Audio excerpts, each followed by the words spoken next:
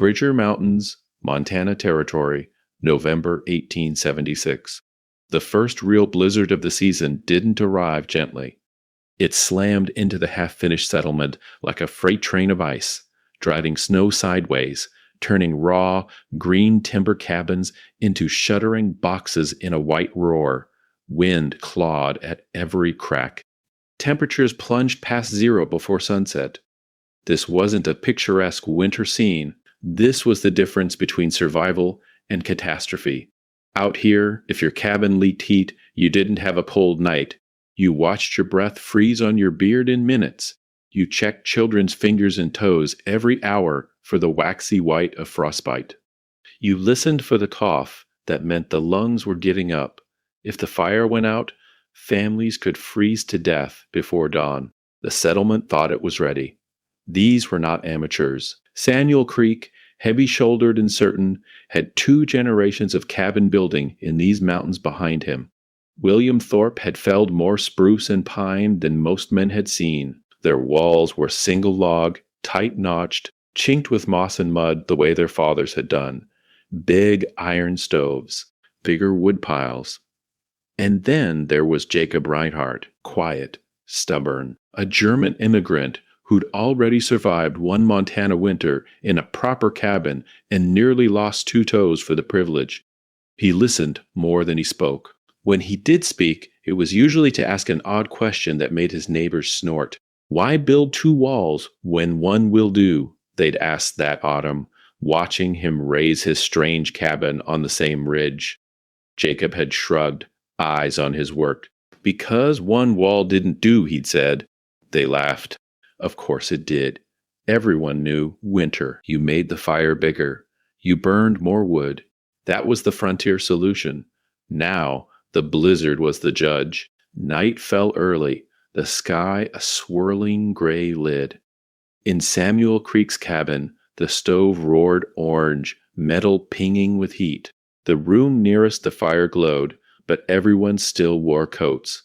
Blankets were piled 3 deep on the bed. Cold crept in from the log seams, slid across the floor, bit at ankles. The back wall radiated chill like a block of ice. Next door, on the same ridge, Jacob's chimney smoked only lightly. Inside, his fire had burned down to a bed of coals. No frantic feeding, no frantic chopping outside in the dark. Yet the air in the room held a steady, almost unsettling warmth. No one wore a coat. Breath didn't fog. The log walls did not sweat frost. Neighbors who stepped through his door that night felt it instantly, a wall of comfort instead of a wall of cold. The storm shrieked outside, but in Jacob's cabin, the temperature held in the mid-60s while their own rooms struggled in the low 40s. Same ridge, same wind, same crude stoves. But Jacob was burning about half the firewood everyone else was throwing into their iron boxes. What did this stubborn mountain man understand about heat that 2 generations of American frontiersmen had overlooked? Before we reveal the exact technique, hold that question in your mind, because this wasn't luck and it wasn't a mild night. This was a deliberate way of building a cabin in the mountains that turned walls into a kind of silent, stone-backed furnace. Now, let's see what Jacob built and why knowledge that's been buried for over a century can still decide who shivers and who sleeps warm when the winter really arrives. Samuel Creek was the last man in that valley anyone expected to believe in miracles. Former Army surveyor, numbers for breakfast, maps for supper, and a quiet contempt for campfire exaggeration. He owned something almost no one else in those mountains had ever seen up close, a slim glass mercury thermometer. To you today, it's ordinary. To a scattered settlement in the winter of 1876, it was an instrument of record, of truth. Samuel had carried it through campaigns, measuring river crossings, high passes, and those nights when the cold felt like it was scraping the marrow out of your bones. So when the storm hit, snow blowing sideways, wind howling down off the ridges, Samuel did what he always did. He took a reading. Outside, the red line fell, then fell again, settling just below 0 Fahrenheit. Not the wind chill. The air itself. This was the difference between survival and catastrophe if your cabin leaked heat. He made his rounds that evening, checking on neighbors, stomping through drifts between the dim lanterns of half-buried doorways. Inside most cabins, his breath still smoked in the air. The same single-wall log construction, the same iron stoves roaring hard enough to glow, yet the thermometer, hung for a minute on a nail or held at arm's length, told the same grim story. 34, 36, maybe 38 degrees Fahrenheit if someone had just piled on more wood. This was normal. This was frontier winter. Then he stepped into Jacob Reinhardt's cabin. Samuel shouldered the door open against the packed snow, shook the white crust from his coat, and stopped. No blast of icy air, no instant thought of his breath, just warm, not less cold. Genuinely warm, like a late October afternoon had been smuggled into January. Out of habit, he unclipped the thermometer from his inner pocket and hung it on a peg near the inner wall. He wasn't trying to prove anything. He was just a man who measured.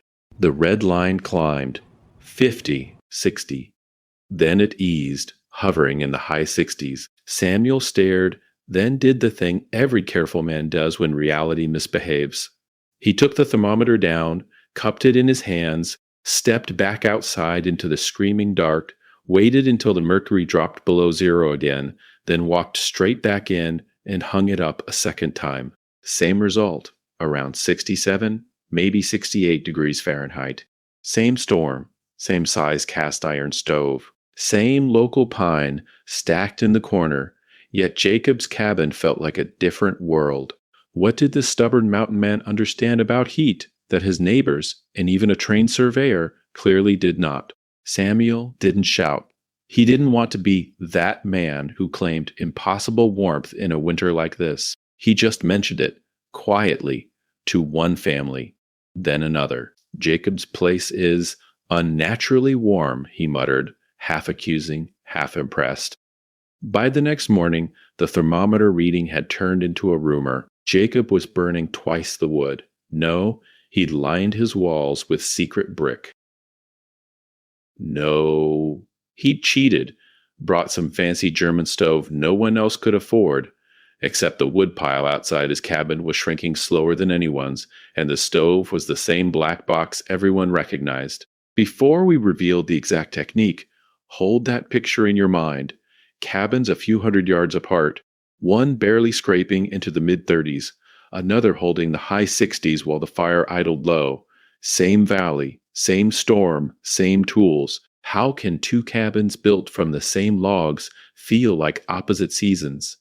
That was the whisper campaign the thermometer started, and it forced the entire settlement to look not at the fire, but at the walls. Now, let's see what Jacob built inside those walls, and why knowledge that's been buried for over a century still decides who shivers when the fire goes out.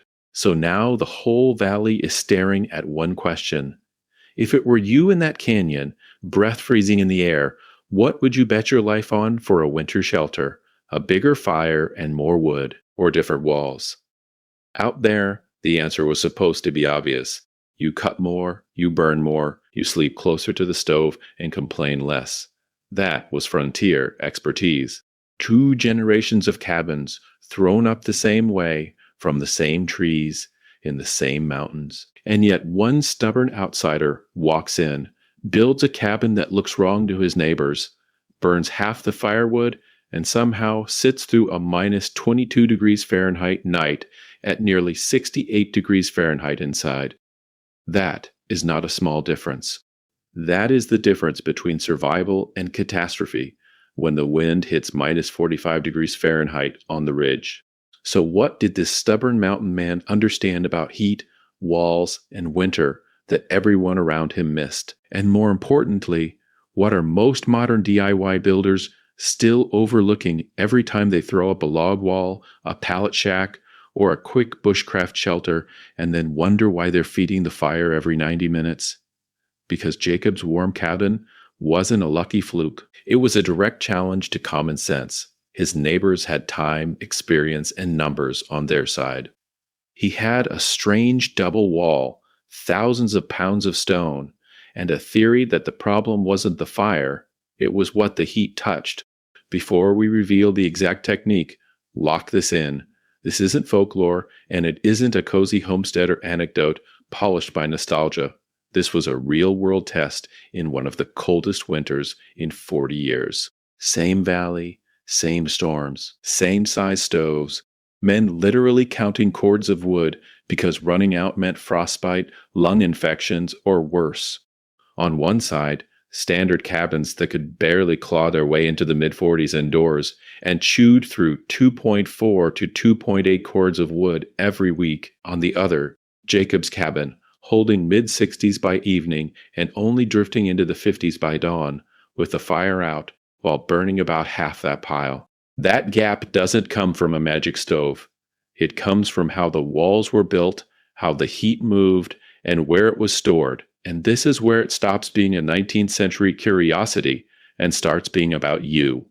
If you're dreaming of an off-grid cabin in the mountains, tinkering with bushcraft shelters, or just sick of watching your heating bill climb every winter, the same physics that saved Jacob Wood and kept his family warm are quietly deciding how much you'll pay and how long your place stays habitable when the power dies. Most cabins and suburban houses alike leak their heat through thin walls, bad air sealing, and zero thermal mass.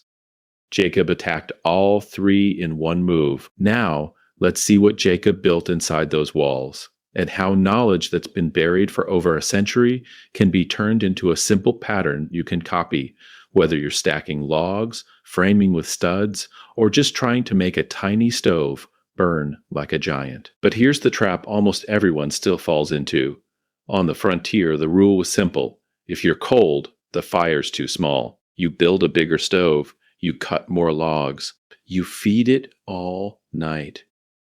In 1876, that was common sense, and if you scroll through modern DIY cabin videos in the mountains, it still is. Tiny shed, glowing barrel stove, and a warning in the comments. You'll be up every 2 hours, or you'll freeze. This was normal. This was winter life. The problem wasn't that their fires were weak. The problem was that their cabins were sieves. Single log wall, daylight visible between the courses, moss and mud chinking that shrank and cracked by January, roofs with nothing but split boards and snow between you and the stars. Every gust of wind forced warm air out and dragged new cold air in, whether the stove was a toy or a monster. Think about what that means in plain language. The stove roars, the room feels warm for a moment, but the heat isn't staying with you. It's rushing out through gaps, through thin walls, through an uninsulated roof that radiates warmth straight into the night sky. Most cabins and bushcraft shelters aren't underfired. They're underbuilt. What did this stubborn mountain man understand that his neighbors didn't? He saw that the real enemy wasn't the cold outside. It was the leaks and the low mass inside. If every surface in your cabin chills to outdoor temperature the minute the fire dies, you're not heating a home. You're reheating a refrigerator. Here's a mental picture. Imagine 2 wooden buckets. One is your firewood pile. The other is the heat inside your cabin. Now poke holes in the heat bucket. Big ones, air leaks, thin walls, bare roof boards. Most people's solution is to pour faster from the wood bucket into the heat bucket. Bigger stove, more logs, all night. But no matter how fast you pour, those holes bleed you dry. You don't have a fire problem. You have a bucket problem. On the Montana Ridge, that looked like neighbors bragging about how many cords they'd burned by February, as if wasting wood proved toughness. They weren't impressed by Jacob's smaller woodpile.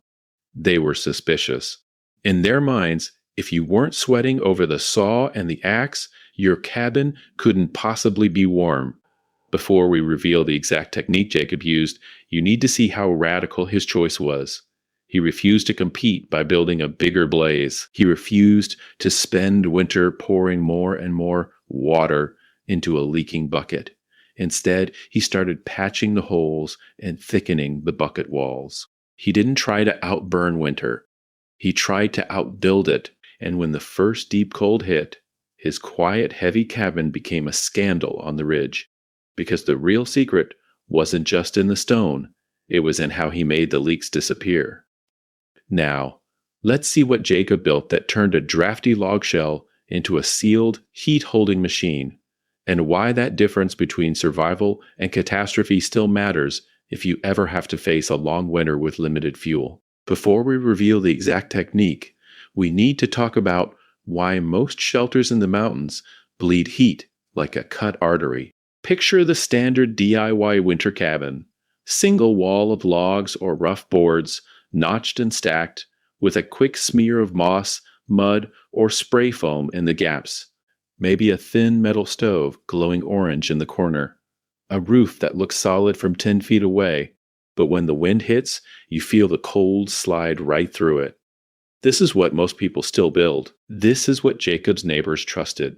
On paper, it feels secure. You've got a roof, 4 walls, a fire. But watch what happens when the temperature drops and the fire dies. The interior heat spikes while the stove is roaring, then crashes like a bad stock chart the minute you stop feeding it. You've probably seen this yourself. One moment you're peeling off layers. 2 hours later, you're sleeping in your coat. Why? 3 enemies: conduction, convection, and radiation. Fancy words, very simple thieves. Conduction first. That single log or board wall is a thin bridge from warm inside to brutal outside. Heat flows through it the way cold seeps through a metal tool left in the snow. Touch the inside of a poorly built wall on a sub-zero night. It feels almost as cold as the air outdoors. Your fire is working overtime just to replace what's leaking straight through those boards. Then, convection, drafts. All the little air leaks your eyes ignore, but your skin does not. That line of icy air you feel pouring under the door, that's warm air leaving and cold air taking its place. Gaps around the roof, loose chinking, a stovepipe flashing that should be fine, but isn't. You see it in the candle flame that never stands still, in the smoke that refuses to rise straight. Radiation is quieter, but just as deadly. Every warm object radiates heat toward colder surfaces. In a flimsy cabin, your body and your stove are radiating toward cold walls, cold roof, cold window glass. You'll even see frost forming on the inside of those single panes by morning. That frost is your lost heat, frozen in place. Put those together, and the result is brutal. A family can burn through a whole woodpile by February, stumbling out at dawn to cut more, spending their entire winter chained to the stove door. Not living, just feeding the fire. What did this stubborn mountain man understand that they didn't? He realized the problem wasn't the stove, it was the walls. Jacob's double wall attacked conduction, convection, and radiation all at once, and in a moment we'll translate that 1870s experiment into modern copy and paste upgrades you can build into your own shelter. So you're not the one watching your breath in the dark when the fire goes out. So let's freeze the scene right here. Jacob is standing inside that cabin. The fire has burned down to coals. Outside, the Montana winter is chewing on the eaves. His neighbors are shivering in their single-wall boxes, watching their breath. And in this room, the thermometer still reads in the mid-60s. This is the exact moment where the impossible warmth becomes explainable, the point where his walls stop looking like a crazy frontier experiment and start looking like a blueprint.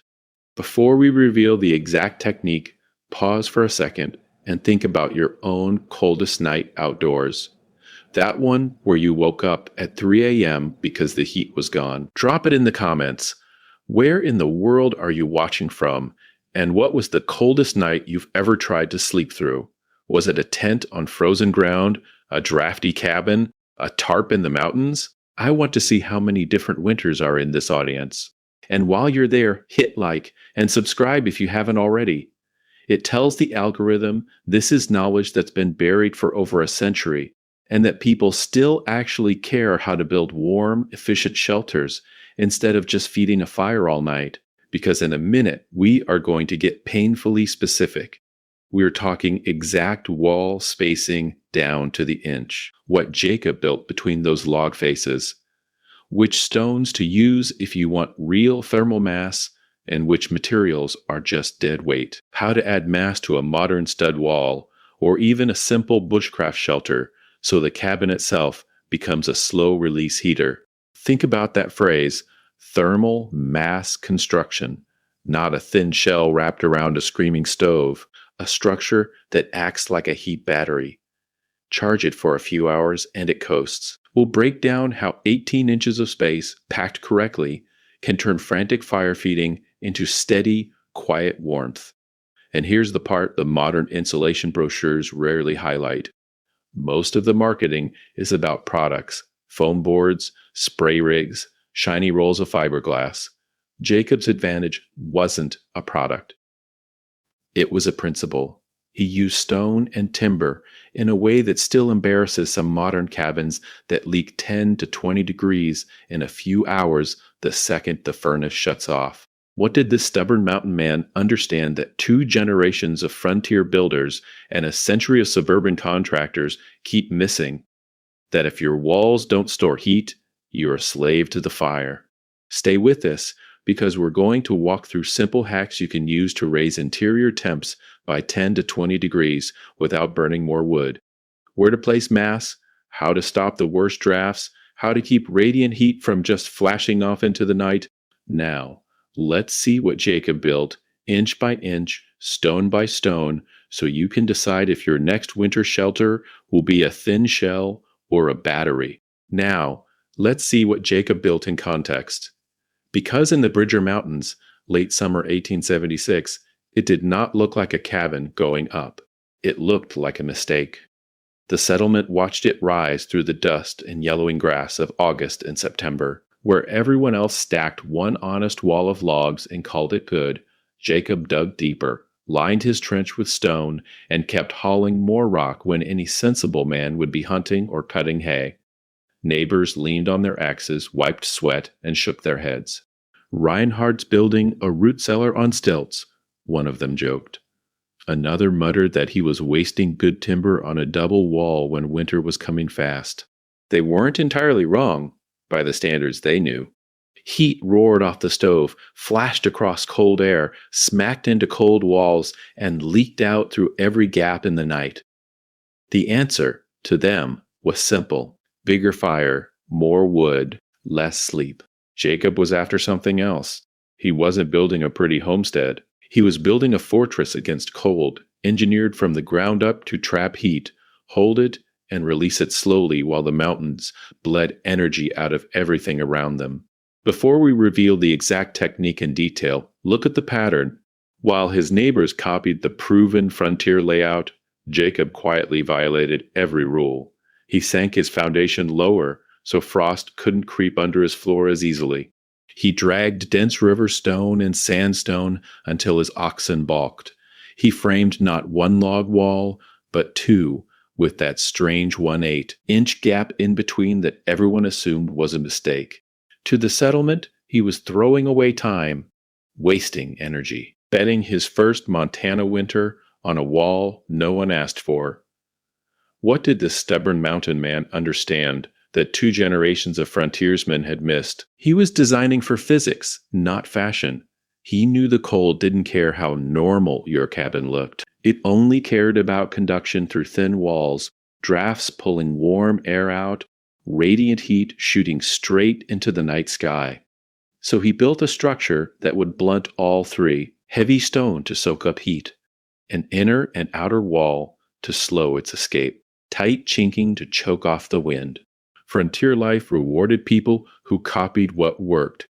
If a single-wall cabin kept a man barely alive last winter, you built another single-wall cabin this winter. But every so often, someone like Jacob bet his survival on something unproven, and the difference between survival and catastrophe shifted. That mindset is the real story here. Questioning the default, refusing to accept that a cabin must be a thin shell that bleeds heat and devours firewood. Designing for how heat actually moves instead of how buildings are supposed to look. Because the same choice is sitting in front of you. Today, it's not log walls and oxen, it's plywood, metal stoves, and off-grid shacks. But the divide is identical. Wood-hungry misery on one side, and quiet, steady warmth on the other, unlocked by knowledge that's been buried for over a century. In the next part, we'll walk you through exactly how Jacob's double wall, stone fill, and air gap work together, so you can steal the fortress without repeating the experiment under a minus 20-degree sky. To see why Jacob's cabin felt impossible, you first have to see what everyone else was living in. Standard Montana cabins in 1876 were simple. Single-wall construction, horizontal logs, notched and stacked, a smear of mud, moss, and straw shoved into the gaps. If you were lucky, a rough plank floor floated a few inches above frozen ground. If you were poor, you slept on packed earth that drank the heat right out of you. One wall held the heart of the home, a stone fireplace big enough to crawl into, or later, a small iron stove perched on flat rock. That was the entire heating system. No insulation. No hidden magic, just flame against winter. Now imagine a January night, wind coming down out of the Bridger Mountains like a living thing. It hits those log walls and finds every crack. You hear it whistle through the chinking, feel it snake across the floor and under your blankets. Snow sifts in through the eaves and lands on your face as you try to sleep. Water buckets left by the door freeze solid by morning. Not a skim of ice, a block, window glass, if you had any, blooms with white lace on the inside. Children wake up and trace patterns in the frost on their own blankets. That wasn't a freak cold snap. That was Tuesday. Even with a good blaze going, the performance was brutal. Near the stove, a cabin might claw its way into the low 60s. You could stand there, front roasting, back freezing, pretending you were warm, walk 10 feet to a corner bed, and the air dropped into the 40s. Let the fire burn down for 2 hours, and you were flirting with the 30s inside, while it sat at minus 10 degrees Fahrenheit outside. This was normal. This was frontier life. Families didn't complain about the cold. They armored against it. Layer after layer of wool. Nightcaps. Mittens worn to bed. People went to sleep when the fire sank, not because they were rested, but because there was no point burning wood they couldn't feel at the far wall. They woke to frost on mustaches, numb fingers, and blankets that crackled when you shook them out. You didn't ask, "Why is my cabin freezing?" You asked whether the neighbor up the draw had it worse. And here's the strange part. No one measured it. No thermometers tacked to the log wall. No notes about how fast a room cooled or how much wood vanished each week. Before we reveal the exact technique that changed Jacob's fate, you have to understand, to them, the cold was unbeatable, eternal. If every cabin in the valley bled heat, if every winter meant blue fingers and wood piles vanishing, then that was just how cabins worked in the mountains. What did this stubborn mountain man understand that they did not? In the next section, we'll step inside those same log walls and watch what happens when you add stone, air, and intention to a design everyone else thought was finished. To understand what Jacob changed, you first have to see how every other cabin in that valley was quietly bleeding out its heat. Think of the standard single-wall cabin as a wooden bucket trying to hold hot water, except the boards are thin and full of seams. Conduction is that water seeping through. Heat, like water, always moves from more to less, from the warm side of a log to the brutal cold outside air. 1 inch of frozen pine between a 65-degree fire and a 20-degree night is not a barrier. It's a slow leak. Lay your hand on the inside of a cold cabin wall in midwinter. It feels chilled, almost damp with cold. That sensation is conduction in real time. The heat from your palm is fleeing through the wood, racing toward the night sky. In a single-wall log cabin, every square foot is a highway for that escape. No insulation, no air gap, nothing to interrupt the flow. The neighbors kept blaming their stoves. The real culprit was that thin, wooden bucket. Then there's convection, The draft loop no one in 1876 bothered to diagram because they could feel it in their bones. Warm air from the stove rises fast, slamming into the cold roof boards, spreading out, then hunting for a way out through every crack in the rafters. The moment it escapes, it pulls new air in down low.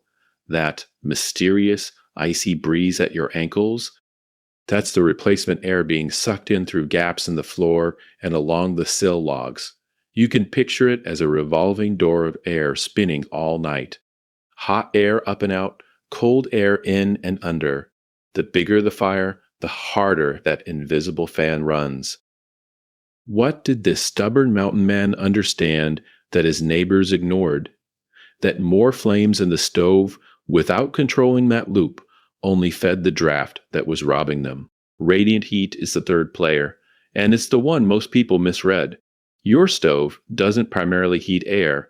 It behaves like a small iron sun, throwing invisible rays of energy at anything it can see.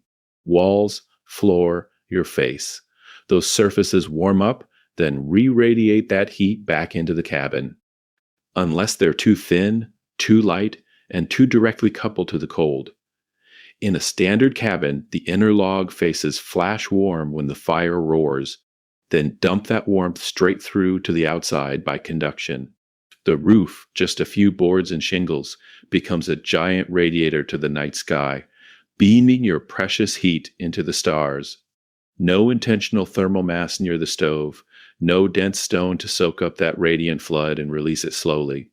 Just quick spikes of warmth followed by long, bitter drops. Before we reveal the exact technique Jacob used, see the pattern. Single wall logs with poor air tightness, roofs that act like cooling fins, and no heavy core to store heat. Every law of physics is arranged against you. His wrong wall design wasn't magic. It was a crude but brilliant rewiring of those same rules in his favor. Knowledge that's been buried for over a century.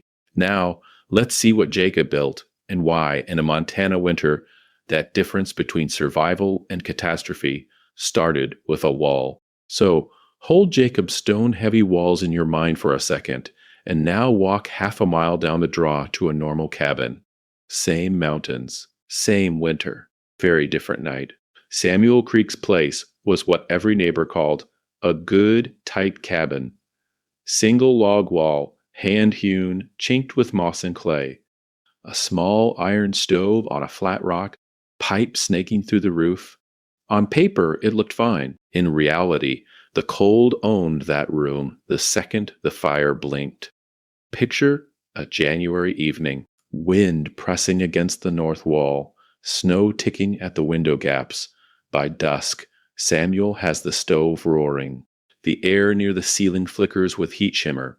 His wife can finally take off her shawl, but only if she sits within 6 feet of that glowing iron box. Step back toward the door, and the temperature drops like you walked into a different building. This was normal. This was frontier life. Samuel decided to measure it, not feelings, numbers. At 10 p.m., with the fire at a good steady burn, he sticks a mercury thermometer on a nail right by the stove. 64 degrees Fahrenheit. Comfortable, but only in that narrow cone of warmth. Against the outer wall, it's already in the low 50s. Near the floor, colder still. You know that feeling where your face is warm but your toes ache? That was the entire cabin. Then comes the experiment every tired homesteader runs without meaning to. At midnight, he lets the fire die. No more wood, no more glowing coals. Just a black iron box and the cold waiting for its turn. By 1 a.m., the same thermometer reads 42 degrees Fahrenheit. A 22-degree drop in 3 hours, most of it in the first. In many cabins, that first hour after the last log is when you lose 10 to 20 degrees Fahrenheit without even noticing until you wake up shivering. The logs radiate their stored heat quickly. The single wall bleeds it to the night even faster. By 3 a.m., Samuel's breath is visible in the beam of his lantern. By dawn, the cabin air is barely above freezing, clinging to the mid-30s while the outside sits in the low negatives. The walls are cold to the touch, The bed frame feels like metal left outside. Every time the temperature plunges, he jerks awake, drags himself from under the quilts, and feeds the fire again. Sleep becomes a series of 2-hour shifts. Comfort is a timer counting down with each shrinking coal. And the cruel psychology of it, you know in your bones that your warmth is held hostage by how much wood you can drag from the snow. What did this stubborn mountain man understand that Samuel's good, tight cabin completely missed? Before we reveal the exact technique, hold one comparison. In that same storm, when Samuel dropped from 64 degrees Fahrenheit to the mid-30s by dawn, Jacob's double wall, stone-filled cabin would lose maybe 3 to 5 degrees Fahrenheit after the fire died. Same winter, same stove size. One man pacing the floor all night, the other sleeping through till morning. It feels like cheating until you see what Jacob built inside those walls. Now, let's see what Jacob built. From the outside, his cabin didn't scream, "Miracle of heat physics." It looked like any hard-won shelter in the Bridger Mountains, an outer wall of full logs, notched tight, chinked with moss, clay, and lime. The weather hit that wall first. Snow piled against it. Wind clawed at every seam. To Jacob's neighbors, that was the whole game. Make that single shell thick, make it tight, then just keep feeding the stove. Jacob agreed on the first part. He built that outer wall solid and warm to the touch, the way any careful homesteader would. But in his mind, that wasn't the cabin's skin. It was only the first lid on the pot. 18 inches inside that shell, he raised a second wall. Not a decorative lining. A full, independent log wall running continuously around the cabin. Smaller diameter logs, yes, but not flimsy. Stacked, notched, chinked. A real wall standing inside a real wall, with a clear, deliberate gap between them. When neighbors stepped inside during framing and saw daylight between the two, more than one shook his head and muttered that Jacob had built his cabin twice and still got it wrong. What did this stubborn mountain man understand about heat that they didn't? That 1/8-inch cavity was not wasted space. It was his engine room. Along the north and west sides, and around the corners where the winter wind hit hardest, Jacob began hauling stone from a nearby creek. Granite, dense and cold in the hand. Sandstone, lighter in color but still heavy enough to make a mule resent him. He stacked that stone between the two log walls from the deep foundation up to about 7 feet high. Not a random rubble pile, tight contact, few gaps.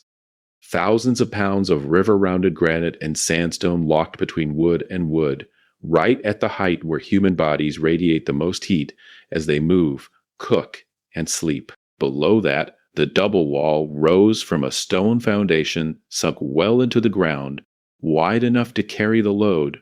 Above, from 7 feet to the rafters, the cavity narrowed and shifted, turning into more of a trapped still air jacket than a stone bunker. Jacob left intentional runs of dead air there and in selected bays along the sunnier south wall, knowing that motionless air is itself a powerful insulator when you don't let it leak. Stone where he wanted thermal mass, air where he wanted resistance, wood on both sides to slow the escape.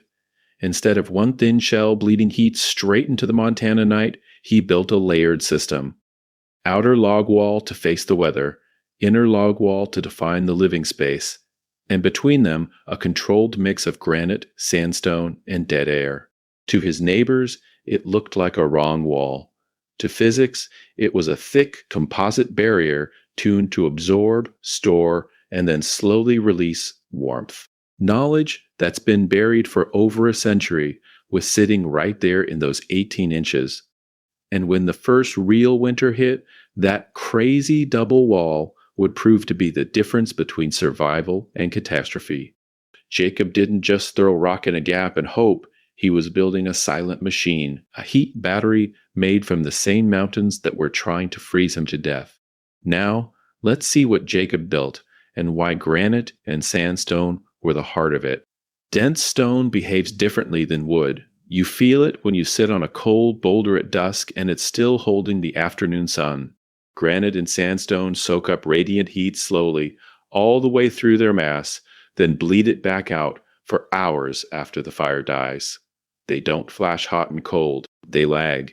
In a frontier cabin where the stove might go out at midnight, that lag was the difference between survival and catastrophe. Granite from the river, sandstone from the ridges, both heavy, both dense, each cubic foot holding roughly 3 times the total heat of the same volume of log.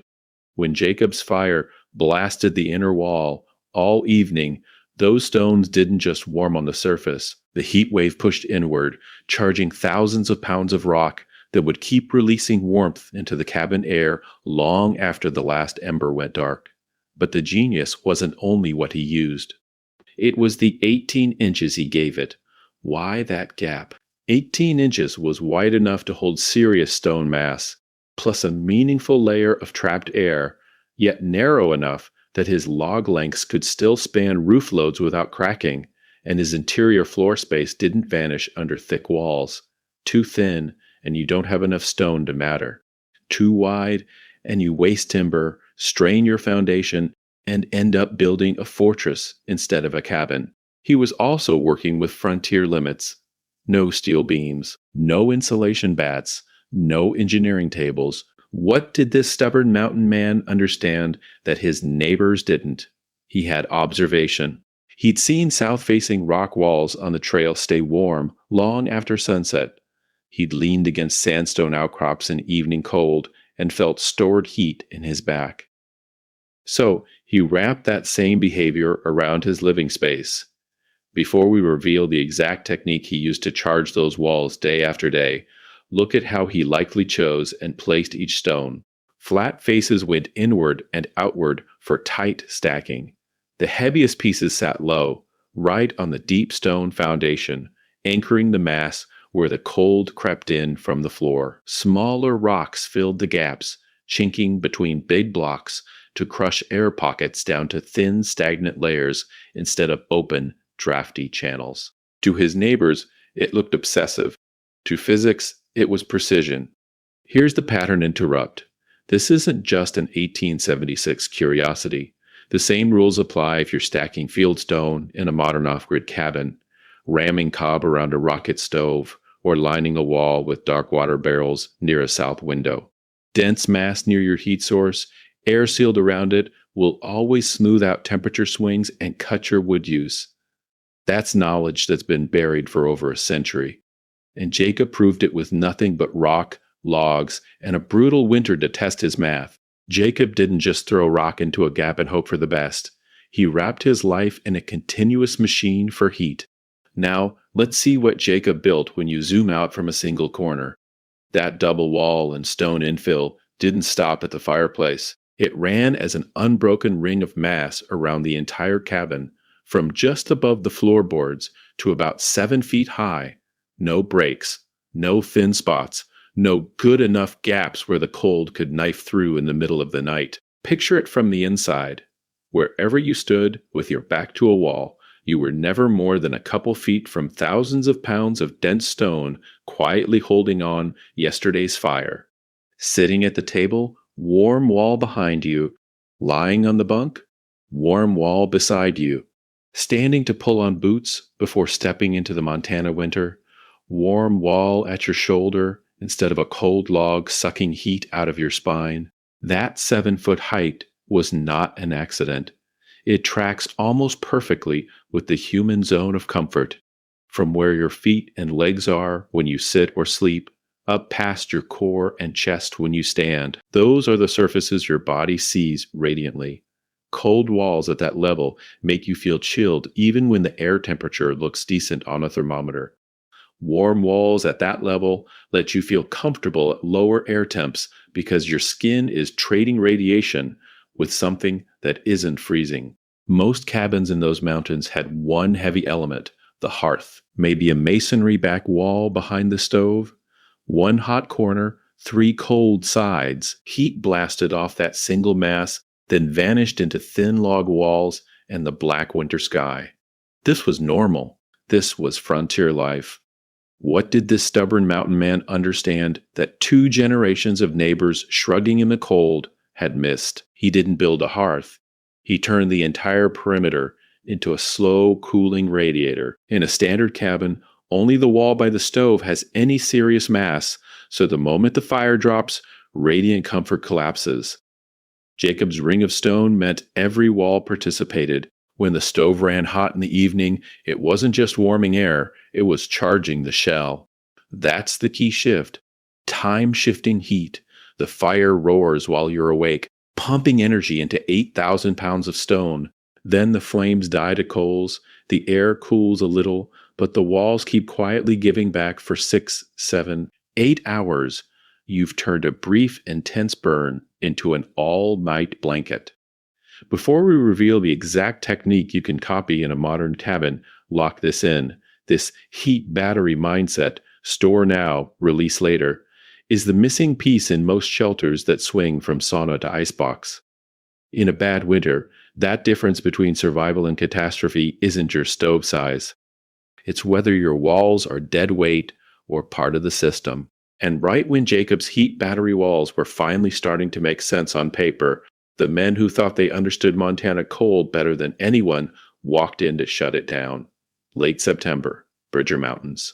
The first dusting of snow still clung to the shadowed draws when Samuel Creek reined up his bay gilding and just stared. William Thorpe and Thomas Brickner slid down beside him, boots grinding in the frost-hardened dirt, 3 silhouettes against a half-built double wall that looked to them like madness. Arms crossed, jaw working on a plug of tobacco, Samuel watched Jacob drag yet another sled of stone up from the creek. Runners hissing over frozen ground, he spat, shook his head, and muttered, just loud enough to carry, "Man's building himself a castle to freeze in." These weren't random neighbors with opinions. Samuel Creek had put up cabins from the Gallatin to the Powder River, 11 roofs that had seen 20 winters. William Thorpe had framed line cabins for the Bozeman Trail freighters. Thomas Brickner, son of a Pennsylvania barn builder, had notched more than a dozen log corners before he was 20. Between them, they'd built 27 cabins across Montana and Wyoming. Men the valley listened to. They walked the perimeter, boots thumping on the stone foundation, eyes running over the outer log wall, then the inner one, then that strange one, 8-inch gap filling with rock. You can picture it. 3 experienced builders looking at a design that to them broke every rule that kept a family warm when the mountains turned white. William finally snorted. "Double walls, a waste of good timber, Jacob. 1 wall, tight chink, good roof. That's how you beat winter. You don't need 2. Tradition speaking through him as much as his own experience. Thomas jabbed a thumb at the cavity. "You trap moisture in there. These logs will rot from the inside out. Mark it. Snow blows in, melt runs down, no air to dry it. This cabin won't see 10 winters." He wasn't mocking now. He was warning a man he half respected. Samuel kicked at a loose stone, watched it clatter back into the gap. "And you can't heat rock with a cook stove, Jacob. You'll burn through your wood just warming those stones, and they'll still feel cold as a gravestone by morning." For him, stone meant cold. Stone was what the wind howled against, not what kept you warm. What did the stubborn mountain man understand about heat that 2 generations of frontiersmen had overlooked? From their angle, nothing. From his, everything. Samuel spread his hands toward the ridgeline. "We've built 27 cabins this way. Our fathers did the same back in Ohio and Virginia. Single wall, tight chink, big fire. No one ever needed 2 walls to get through a Montana winter." The words landed like a verdict, appealing to the only authority that mattered out here, what had already survived. Now, let's see what Jacob built in response. He didn't argue, didn't launch into numbers or knowledge that's been buried for over a century about thermal mass and delayed heat release. He just bent, gripped the sled, and hauled another load of stone to the waiting gap, breath fogging, shoulders set. Before we reveal the exact technique you can copy in a modern cabin, lock in this image.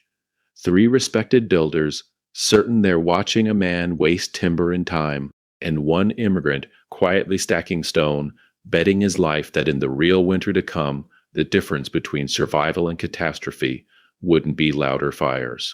It would be whether those laughing neighbors were wrong about what a wall could do.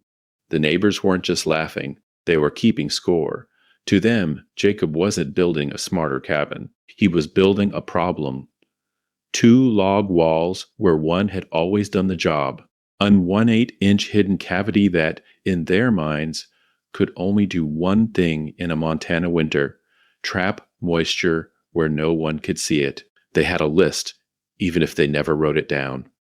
First, moisture between the walls, snow blowing in through a bad chink, melting, dripping, never quite drying. Second, rot and mold. Not the black bathroom kind you think of today, but slow, invisible decay in the heart of the wall, right where you couldn't get an axe or a saw to it. Third, double the work for the same interior space. If you're cutting, peeling, hauling, and notching two full shells, why not just build two smaller cabins and keep both warm? And finally, twice the timber for one footprint in a valley where every straight log was already spoken for. On paper, they weren't wrong. Poorly ventilated cavities do hold moisture. Once water gets in and can't get out, capillary action will pull it along the grain, soaking logs from the inside while the outside still looks fine. Extra complexity means extra failure points. More seams to leak, more joints to open, more ways for one bad decision to turn into a cold, wet winter. Frontier builders had learned this the hard way. A simple, single-wall cabin, even if it leaked heat, could be read and repaired like a book. You saw daylight through a crack, you packed moss, a sill log went punky, you jacked the corner and rolled in a new one. Their rule of thumb was brutal but effective. If you can't reach it with an axe, don't build it that way. So, when they watched Jacob stack an inner wall no one would ever see again, they didn't see innovation. They saw a maintenance nightmare. A place where, 10 winters in, the outer wall might still look proud and straight, while the hidden core quietly turned to sponge. And they had precedent. In colder parts of the territories, a few ambitious settlers had tried double walls with sawdust, straw, or bark chips in between. Many of those experiments failed. Sawdust settled and left cold gaps at the top. Straw wicked ground moisture like a sponge. Walls sweated from inside fires meeting outside cold. And without any understanding of drainage or vapor movement, that sweat had nowhere to go but into the wood. That's the part you need to respect. These weren't idiots. They were pattern recognizers. Every time someone got fancy with hidden cavities, the mountains usually won. So here's the real question. What did this stubborn mountain man understand that they didn't? How did he fill an 1/8-inch gap with stone, hold heat all night, and still keep those buried logs dry and sound when other double-wall cabins rotted from the inside out? Before we reveal the exact technique, you need to see the one detail they all missed, the quiet choice in how he built that made the difference between survival and catastrophe. Now, let's see what Jacob built when all that theory finally turned into timber and stone. From a distance, his place didn't look like a cabin at all. It looked like a frontier blockhouse someone had dragged off a military post and dropped on the ridge. The walls rose thick and blunt, more fortress than homestead. No delicate eaves, no wide front windows. Just heavy log faces, squared and tight, with that secret double wall buried inside, and nearly 18 inches of stone between. The few windows he did cut were smaller than normal. Narrow rectangles sunk so deep into the wall that the glass sat in shadow, even at noon. Up close, it felt wrong to people. You're in the wide Montana mountains, big sky in every direction, and here's this squat, defensive box swallowing light on purpose. Neighbors' cabins had broad panes to catch the low winter sun. Thin walls, bright interiors, drafty, yes, but cheerful. Jacob's build? Darker, thicker. The openings looked like firing slits. Inside, the trade-offs hit even harder. The footprint was modest, not much larger than any trapper's cabin, but the massive wall thickness ate the room from both sides. Floor space felt cramped compared to the bulk of timber and stone wrapped around it. Less window area meant less daylight. Even with a lantern, the corners held a cave-like gloom. He had chosen heat over view, mass over openness. What did this stubborn mountain man understand that made him willing to live in what looked like a bunker? He knew that every extra square foot of glass bled heat into the cold. He knew that more surface area meant more loss. He was trading brightness for stored warmth, gambling that in a Montana winter, comfort at midnight would matter more than sunshine at 3 in the afternoon. But the real cost wasn't just psychological. Structurally, this fort was a problem. To carry thousands of pounds of stone, Jacob dug his foundation down 4 feet, all the way to bedrock where he could find it.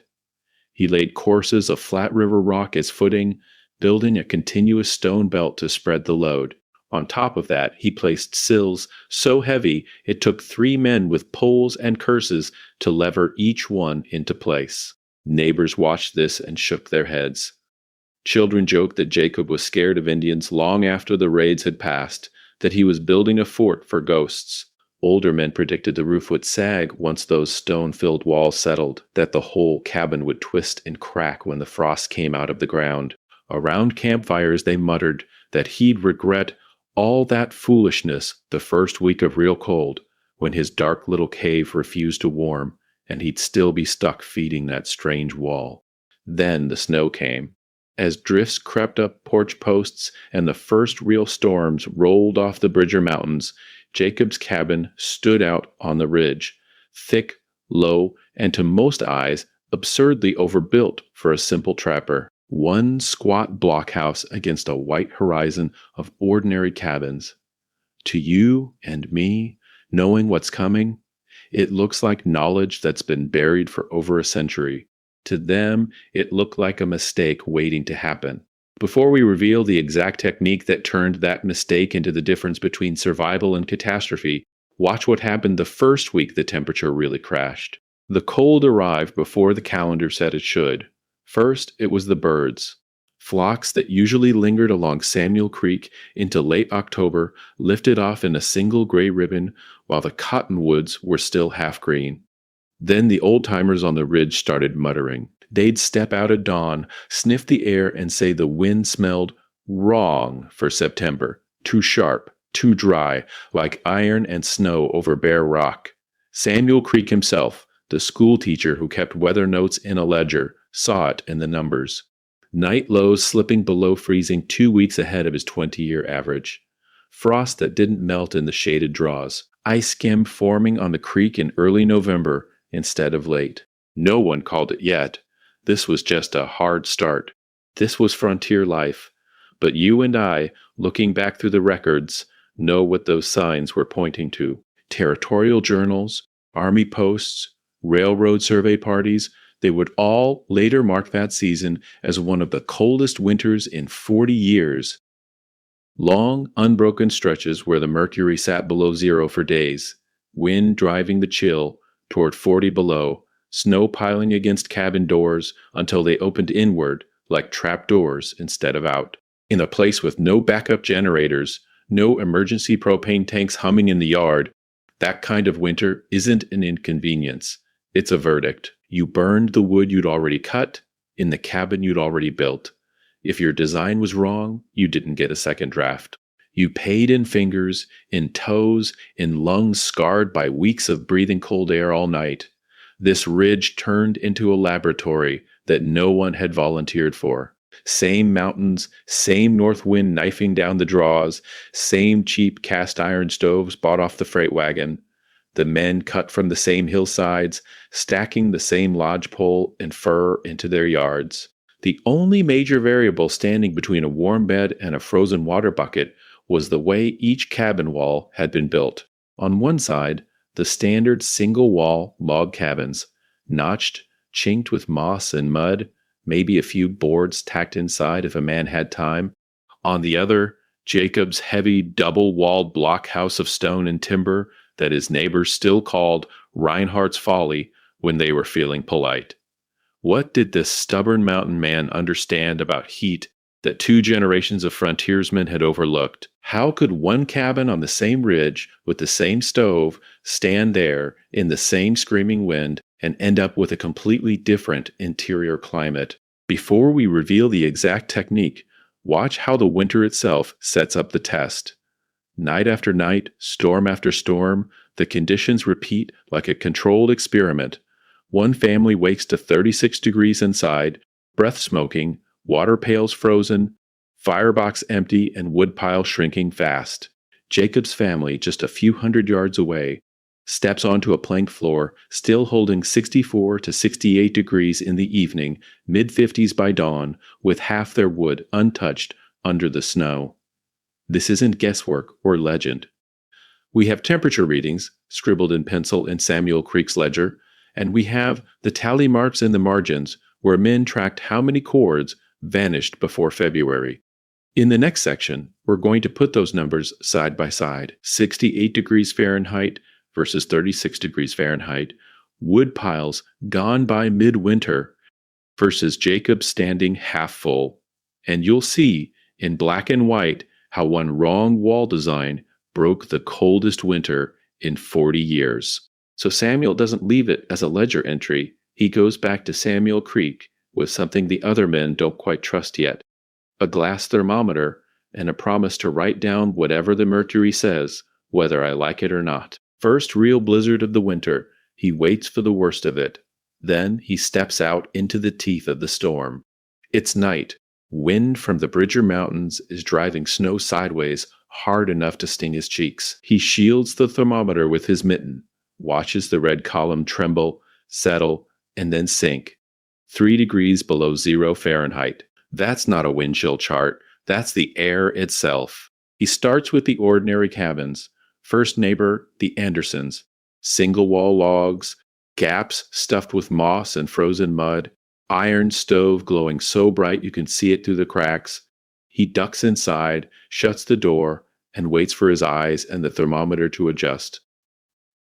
Breath hanging in the air, children huddled close to the fire because 2 steps back feels like the barn. The mercury crawls up and stalls. 38 degrees, maybe 40, when one of the boys throws on another split log and the flames roar. That's with the stove door rattling, draft wide open. This was normal. This was frontier life. Second cabin, the Millers. Better built, tighter chinking, same story. A roaring fire, boots steaming in a ring on the floor, and Samuel's fingers still numb at the table. The thermometer swings between 40 and 42. You can survive in that. You don't relax in it. He writes the numbers down, snow melting off his coat, and you can almost hear his training arguing with the page. Same mountains, same winter, same firewood. So where is all that heat going? Now he turns toward Jacob Reinhardt's place. Snow is drifting against the double log wall, wind howling at the eaves. From the outside, Jacob's cabin doesn't look like a miracle. It looks wrong, too heavy, too much stone in the foundation, the design the neighbors mocked as overbuilt, as if you were trying to hold up the mountains themselves. Samuel lifts the latch and steps inside. Instant hit. His glasses fog white. The cold vanishes off his skin so fast it's disorienting, like stepping off the trail into a different climate zone. He blinks, wipes the lenses, and only then realizes he's already unbuttoning his coat. The fire? It isn't a blast furnace. Jacob has a moderate burn going, flames steady but not roaring, not much larger than the neighbors.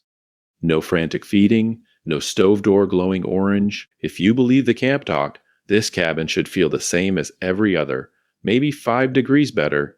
Not a revolution. Samuel hangs the thermometer near the center of the room, away from the stove, away from the door. He forces himself to wait. 1 minute, 2. The red line rises, hesitates, then keeps climbing. 62. 66. It settles between 66 and 68 degrees Fahrenheit, while outside is 3 below, while the wind is scouring the valley. Sweat beads at his hairline. Not from nerves, from heat. He shrugs off his coat, then his scarf, feeling that quiet all-around warmth that doesn't vanish when you step away from the stove. What did this stubborn mountain man understand about heat that 2 generations of frontiersmen had overlooked? Every instinct Samuel has says this shouldn't be possible. Every winter he's survived says you pay for warmth with wood, with bigger fires, with more smoke and more ash. Yet here the fire is modest, the woodpile barely dented, and the cabin is almost 28 degrees warmer than his ledger's normal. He looks at the double wall, at the stone hidden between the logs, and feels the first crack in his certainty. Knowledge that's been buried for over a century is pressing against his fingertips, radiating out of those walls. Before we reveal the exact technique in modern terms, we need to follow Samuel through the rest of that storm and watch what happens when the fire goes out, because that's where you see the real difference between survival and catastrophe. The storm breaks a week later, but the reckoning doesn't wait for spring. It shows up in the woodpiles. When the snow settles and the wind finally lets a man stand upright, Samuel walks the line of cabins with a quiet, uneasy curiosity.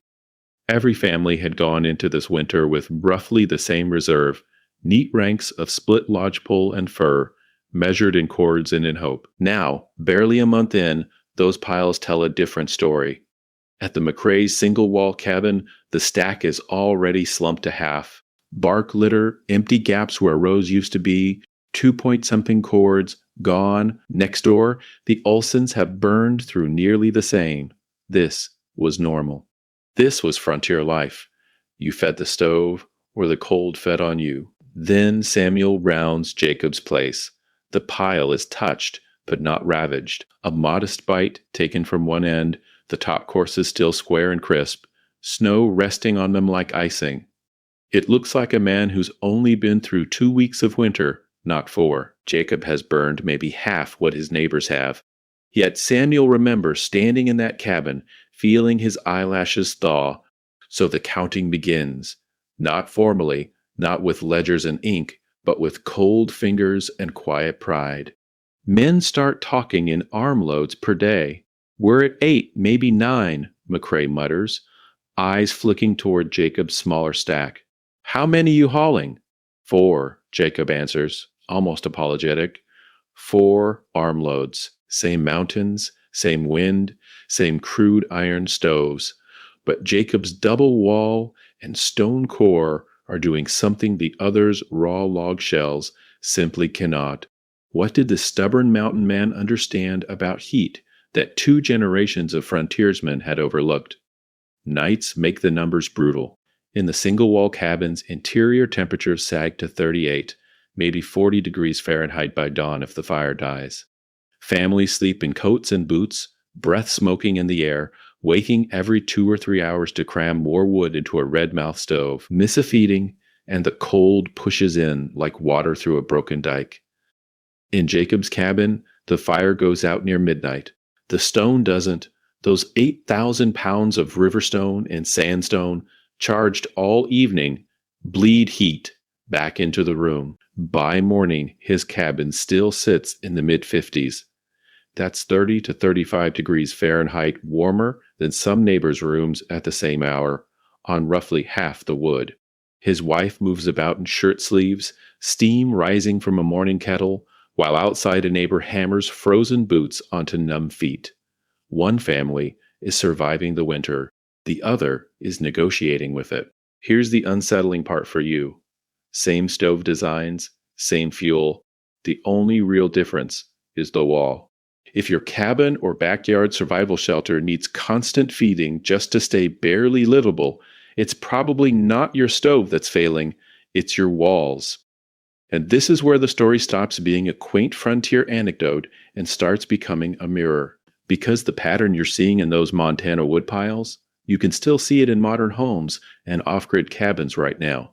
Before we reveal the exact technique in modern terms and how to copy this knowledge that's been buried for over a century, we need to push Jacob's experiment harder into the coldest week of that winter. when even stone is tested, and the difference between survival and catastrophe shows up in a single night. So let's push it into that night, coldest week of the winter, wind clawing down off the mountains. Neighbors in single-wall cabins feeding their stoves like nervous gamblers, knowing the house will go cold the second the fire dies. Jacob does something different. He burns hard early, and then he lets it go out. From dusk to late evening, his little iron stove is roaring. Not wasteful, not showy, intentional. The cabin climbs from the low 50s into that 64, 68 degrees Fahrenheit band. You can picture it. Frost on the tiny window outside, shirt sleeves inside. But the real action isn't the air, it's the walls. Now, let's see what Jacob built actually doing its work. Every minute that stove throws radiant heat, the inner log wall and the stone-filled cavity behind it are soaking it up. Dense river stone, sandstone from the ridge, 8,000 pounds of thermal mass slowly rising in temperature, not spiking, not flashing hot, but creeping upward degree by degree over hours. This is where most frontier builders were blind. Their thin log walls warmed quickly. Yes, sit close to the fire, and you felt it in your back. But those same walls cooled just as quickly, bleeding heat straight to the night air. No mass, no memory. Once the last log burned through, the cabin forgot it had ever been warm. Jacob's walls remembered. What did this stubborn mountain man understand that his neighbors missed? That you don't want a cabin that only makes heat. You want a cabin that keeps heat. Stone has lower specific heat than wood, but far higher density, so each cubic foot stores multiple times the energy. Once charged, that stone core turns into a slow, steady radiator long after the flames die. Midnight. Jacob lets the fire burn down. In a single-wall cabin, you can graph what happens next. Temperature peak around 10 p.m., then a steep downhill ski slope. By 2 or 3 in the morning, interior temps crash into the high 30s or low 40s, breath fogging in the dark, children waking up cold. In Jacob's cabin, the curve is different. The air cools a little as the stove fades, but the inner logs and the stone behind them are now warmer than the room. Heat flows back out. The walls quietly begin paying you back for every stick of wood you fed them earlier. And then there's the air gap. That 1/8-inch cavity isn't just a stone bin. It's a brake pedal on heat loss. The outer log wall faces the full rage of the winter. The inner log wall and stone face the room. Between them, that narrow space slows conduction, cuts drafts, and creates a buffer where temperature changes move in slow motion. Knowledge that's been buried for over a century is that an air gap, if it's controlled, is almost as important as the mass itself.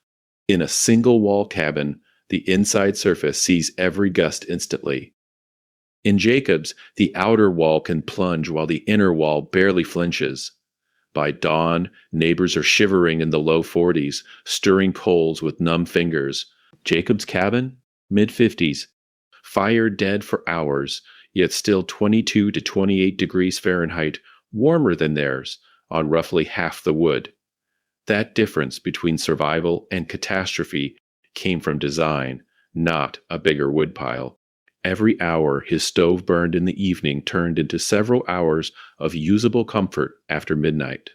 His cabin wasn't just a shelter around a fire. It was a thermal battery. And once you see that, you start asking a dangerous question. If a man in 1876 could do this with logs and river stone, what's stopping us from doing even better now? So we decided to test that question. Not in 1876. In a place where you can't argue with the numbers. Central Montana, modern day. Open benchland, wind rolling off the mountains, night lows dropping to 5 degrees Fahrenheit and then below zero. 2 tiny cabins standing 20 feet apart on the same frozen ground. Same sky, same wind. No excuses. Each cabin is the size of a generous wall tent, 8 by 12 footprint, low ceiling, 1 small door, no windows to complicate the math. Both built on skids, both wrapped tight against drafts. And in each one, the same compact steel stove, same flue height, same burn schedule. One variable only, the walls. On the left, the normal shelter. Single wall construction, framed, sheathed, insulated just enough to soothe a modern conscience, but still closer to a typical DIY hunting cabin than a high-performance home. On the right, a Jacob-style experiment, outer timber wall, inner structural wall, and 1 8-inch cavity between them filled from floor to shoulder height with dense river stone and salvaged sandstone. Now, let's see what Jacob built when you give him a moisture meter and a data logger. Before we reveal the exact technique in graphs and charts, picture the setup. Both stoves are lit at 6 p.m. Both get the same species of split firewood, moisture content within 2%, weighed on a digital scale. Each burn is timed. The fires are allowed to go out by midnight. After that, no more wood. No cheating. Just the night, the cold, and whatever heat those walls can hold. Digital thermometers log interior and exterior temperatures every 60 seconds. Probes at head height, at floor level, and inside the stone cavity. Outside, a weather station tracks wind speed and humidity. A thermal camera sweeps both cabins, frame by frame, showing where heat leaks, where it pools, where it dies. Mid-evening, both cabins feel warm. The single wall hits 72 degrees Fahrenheit, the double wall 68 degrees Fahrenheit. If you walked in right then, you'd mock the crazy stone wall. See? The insulated one's warmer. Jacob overbuilt his cabin for nothing. But what did this stubborn mountain man understand about heat that those first impressions miss? Watch the graph from midnight to sunrise. The single wall cabin bleeds fast. By 3 a.m., it's down to 52 degrees Fahrenheit. By dawn, with outside air at 4 degrees Fahrenheit and a light wind, the interior scrapes 44 degrees Fahrenheit. Breath fogs. The floor feels like ice. The double wall cabin tells a different story. At midnight, it sits at 66 degrees Fahrenheit. At 3 a.m., it's still 60 degrees Fahrenheit. By dawn, it's 54 to 56 degrees Fahrenheit, a full 10 to 20 degrees Fahrenheit warmer than its neighbor, despite burning the same wood, and in several runs, slightly less. The thermal camera shows it clearly. The inner wall glows with stored heat, while the outer wall stays cool, throttling losses to the night. Knowledge that's been buried for over a century suddenly has a temperature curve. What Jacob found by instinct and observation, modern building science and data loggers quietly confirm. In a hard winter, that 10 to 20 degrees Fahrenheit margin is the difference between survival and catastrophe. And once you've seen those two cabins side by side, you start wondering, if a double stone wall can do that, what happens when you redesign the roof and floor to cooperate too? Once you've seen those two cabins side by side, the next question hits you like that first blast of mountain wind when you open the door. Is your shelter designed to make heat, or to keep it once you've paid for it in sweat and firewood? Not in theory, yours, right now. The tent, the off-grid cabin, the suburban house you're watching this from. What did this stubborn mountain man understand that most modern builders, with all their codes and catalogs, still miss? Walk through your space in your mind. Close the door, picture the stove or furnace going full tilt. Where does the warm air escape first? That hiss under the door? The icy draft knifing down from a leaky attic hatch? Which wall feels cold to the touch in midwinter, like it's quietly shaking hands with the outdoors? And here's the brutal test. When the fire dies or the thermostat clicks off, how long before you feel the temperature sliding down your spine? Jacob's neighbors would have answered those questions with a shrug and a bigger woodpile. Their solution to cold was always the same. More fire. Larger stove, longer burns, another frantic trip into the timberline. Heat was something you produced, not something you protected. Their single log wall, their thin chinking, their bare plank floors were just the background. Untouchable. That's just how a cabin is built. Jacob flipped that script. He didn't drag a monstrous cast iron furnace up into the mountains. He didn't burn exotic coal. His stove was ordinary. The fire in his hearth was the same size as his neighbor's. What changed was the container around that fire. Now, let's see what Jacob built in principle, not just in history, a shell that refused to give heat back to the winter without a fight. Most DIY builds today repeat the neighbor's mistake with modern materials. We overinvest in shiny heating equipment, high BTU stoves, bigger propane heaters, electric panels, and underinvest in the boring, silent parts: insulation, air sealing, and thermal mass. Heat pours into walls that leak like sieves, roofs that radiate to the night sky, floors that conduct straight into frozen ground. Then we blame the stove. Jacob's double log wall, filled with dense stone, was the opposite of that: tight outer wall to block the wind, inner wall to create a controlled cavity. Nearly 8,000 pounds of stone acting as a thermal battery, charging all evening, bleeding warmth back for 6 to 8 hours after the fire went cold. That wasn't just clever.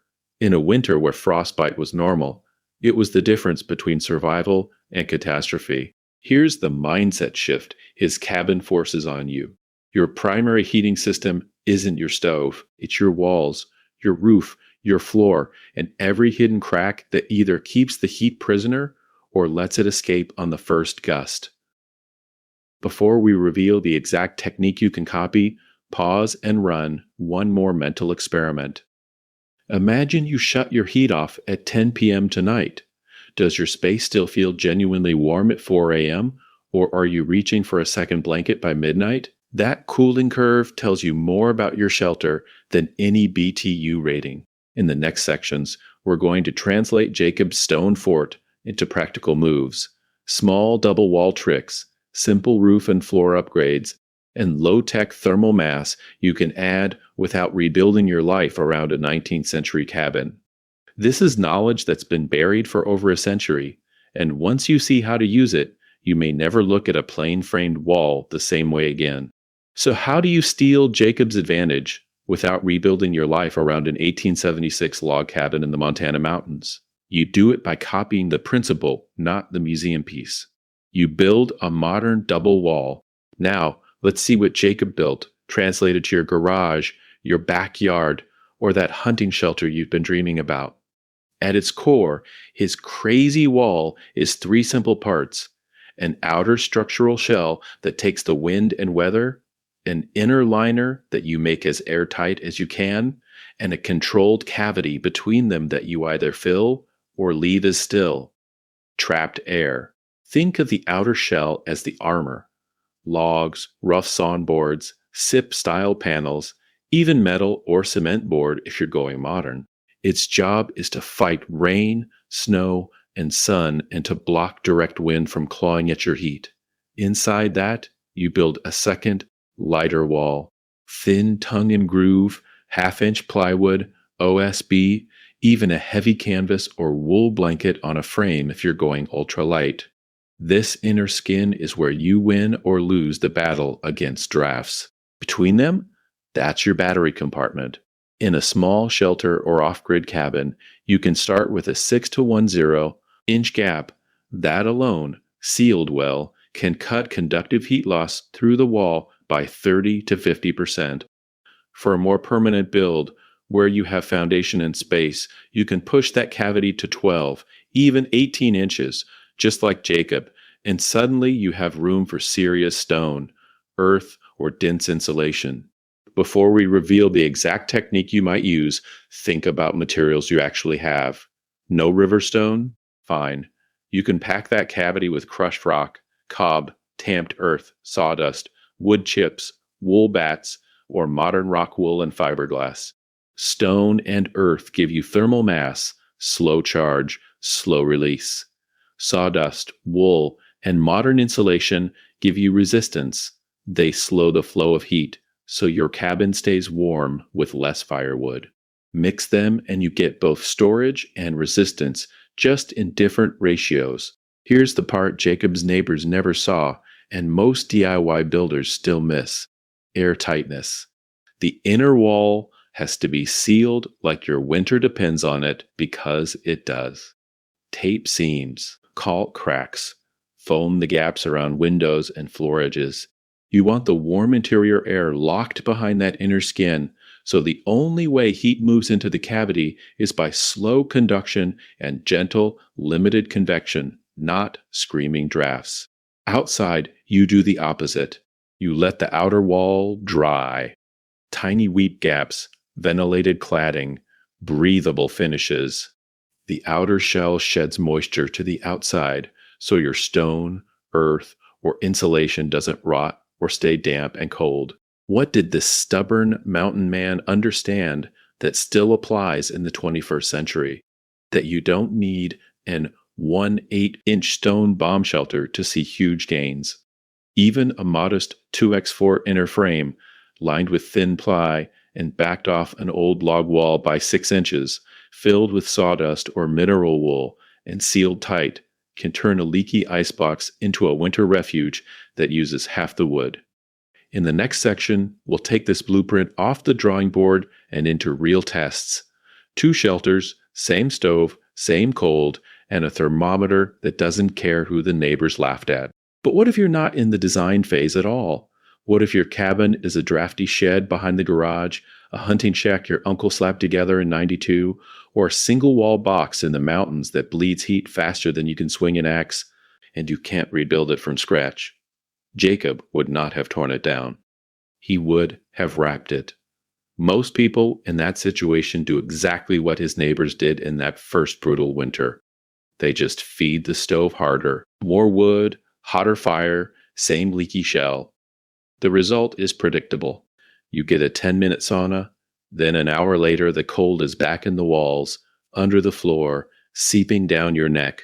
So how do you turn a leaky shack into a heat trap without touching the outer wall? Before we reveal the exact technique Jacob inspired, look at what you already have. You've got an outer skin. It might be logs, thin boards, even corrugated metal. Fine. That becomes your weather shell. What you're missing is an inner shell that actually holds the warm air you paid for with your firewood. The poor man's upgrade is an inner liner. Not fancy. A light 2x2 or 2x3 frame, pallet boards, scrap paneling, or even heavy canvas stretched a few inches inside the existing wall. You're not trying to make it pretty. You're trying to create a second, tighter cabin inside the first. Now, let's see what Jacob built in principle translated to your reality.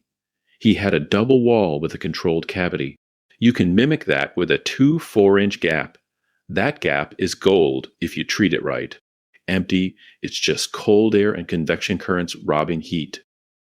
Filled with still, dry material, it becomes resistance. Any still, dry material, mesh bags of dry leaves, sawdust from the mill, wool scraps from an upholstery shop, even crumpled paper stuffed into that frame. Is it perfect? No. Is it the difference between survival and catastrophe in a hard winter? It can be. Remember, most small cabins lose their heat through air leaks and bare walls, not because the stove is weak. You're slowing the escape routes. Every gap you choke off means your stone, your stove, your body heat has 1 more hour before it leaks into the night. On the stove side, you can go 1 step further. This is where the neighbors would laugh trick comes in. A reflective layer behind that inner liner. Foil, reflective bubble wrap, even those cheap windshield reflectors tiled together. Radiant heat from the stove hits that surface and bounces back into the room instead of soaking uselessly into the outer wall. You don't have to do the whole cabin at once. In fact, you shouldn't. What did this stubborn mountain man understand? He watched results. Start with 1 wall, the one facing the stove, line it, fill the cavity, add the reflective layer, then live with it for a week.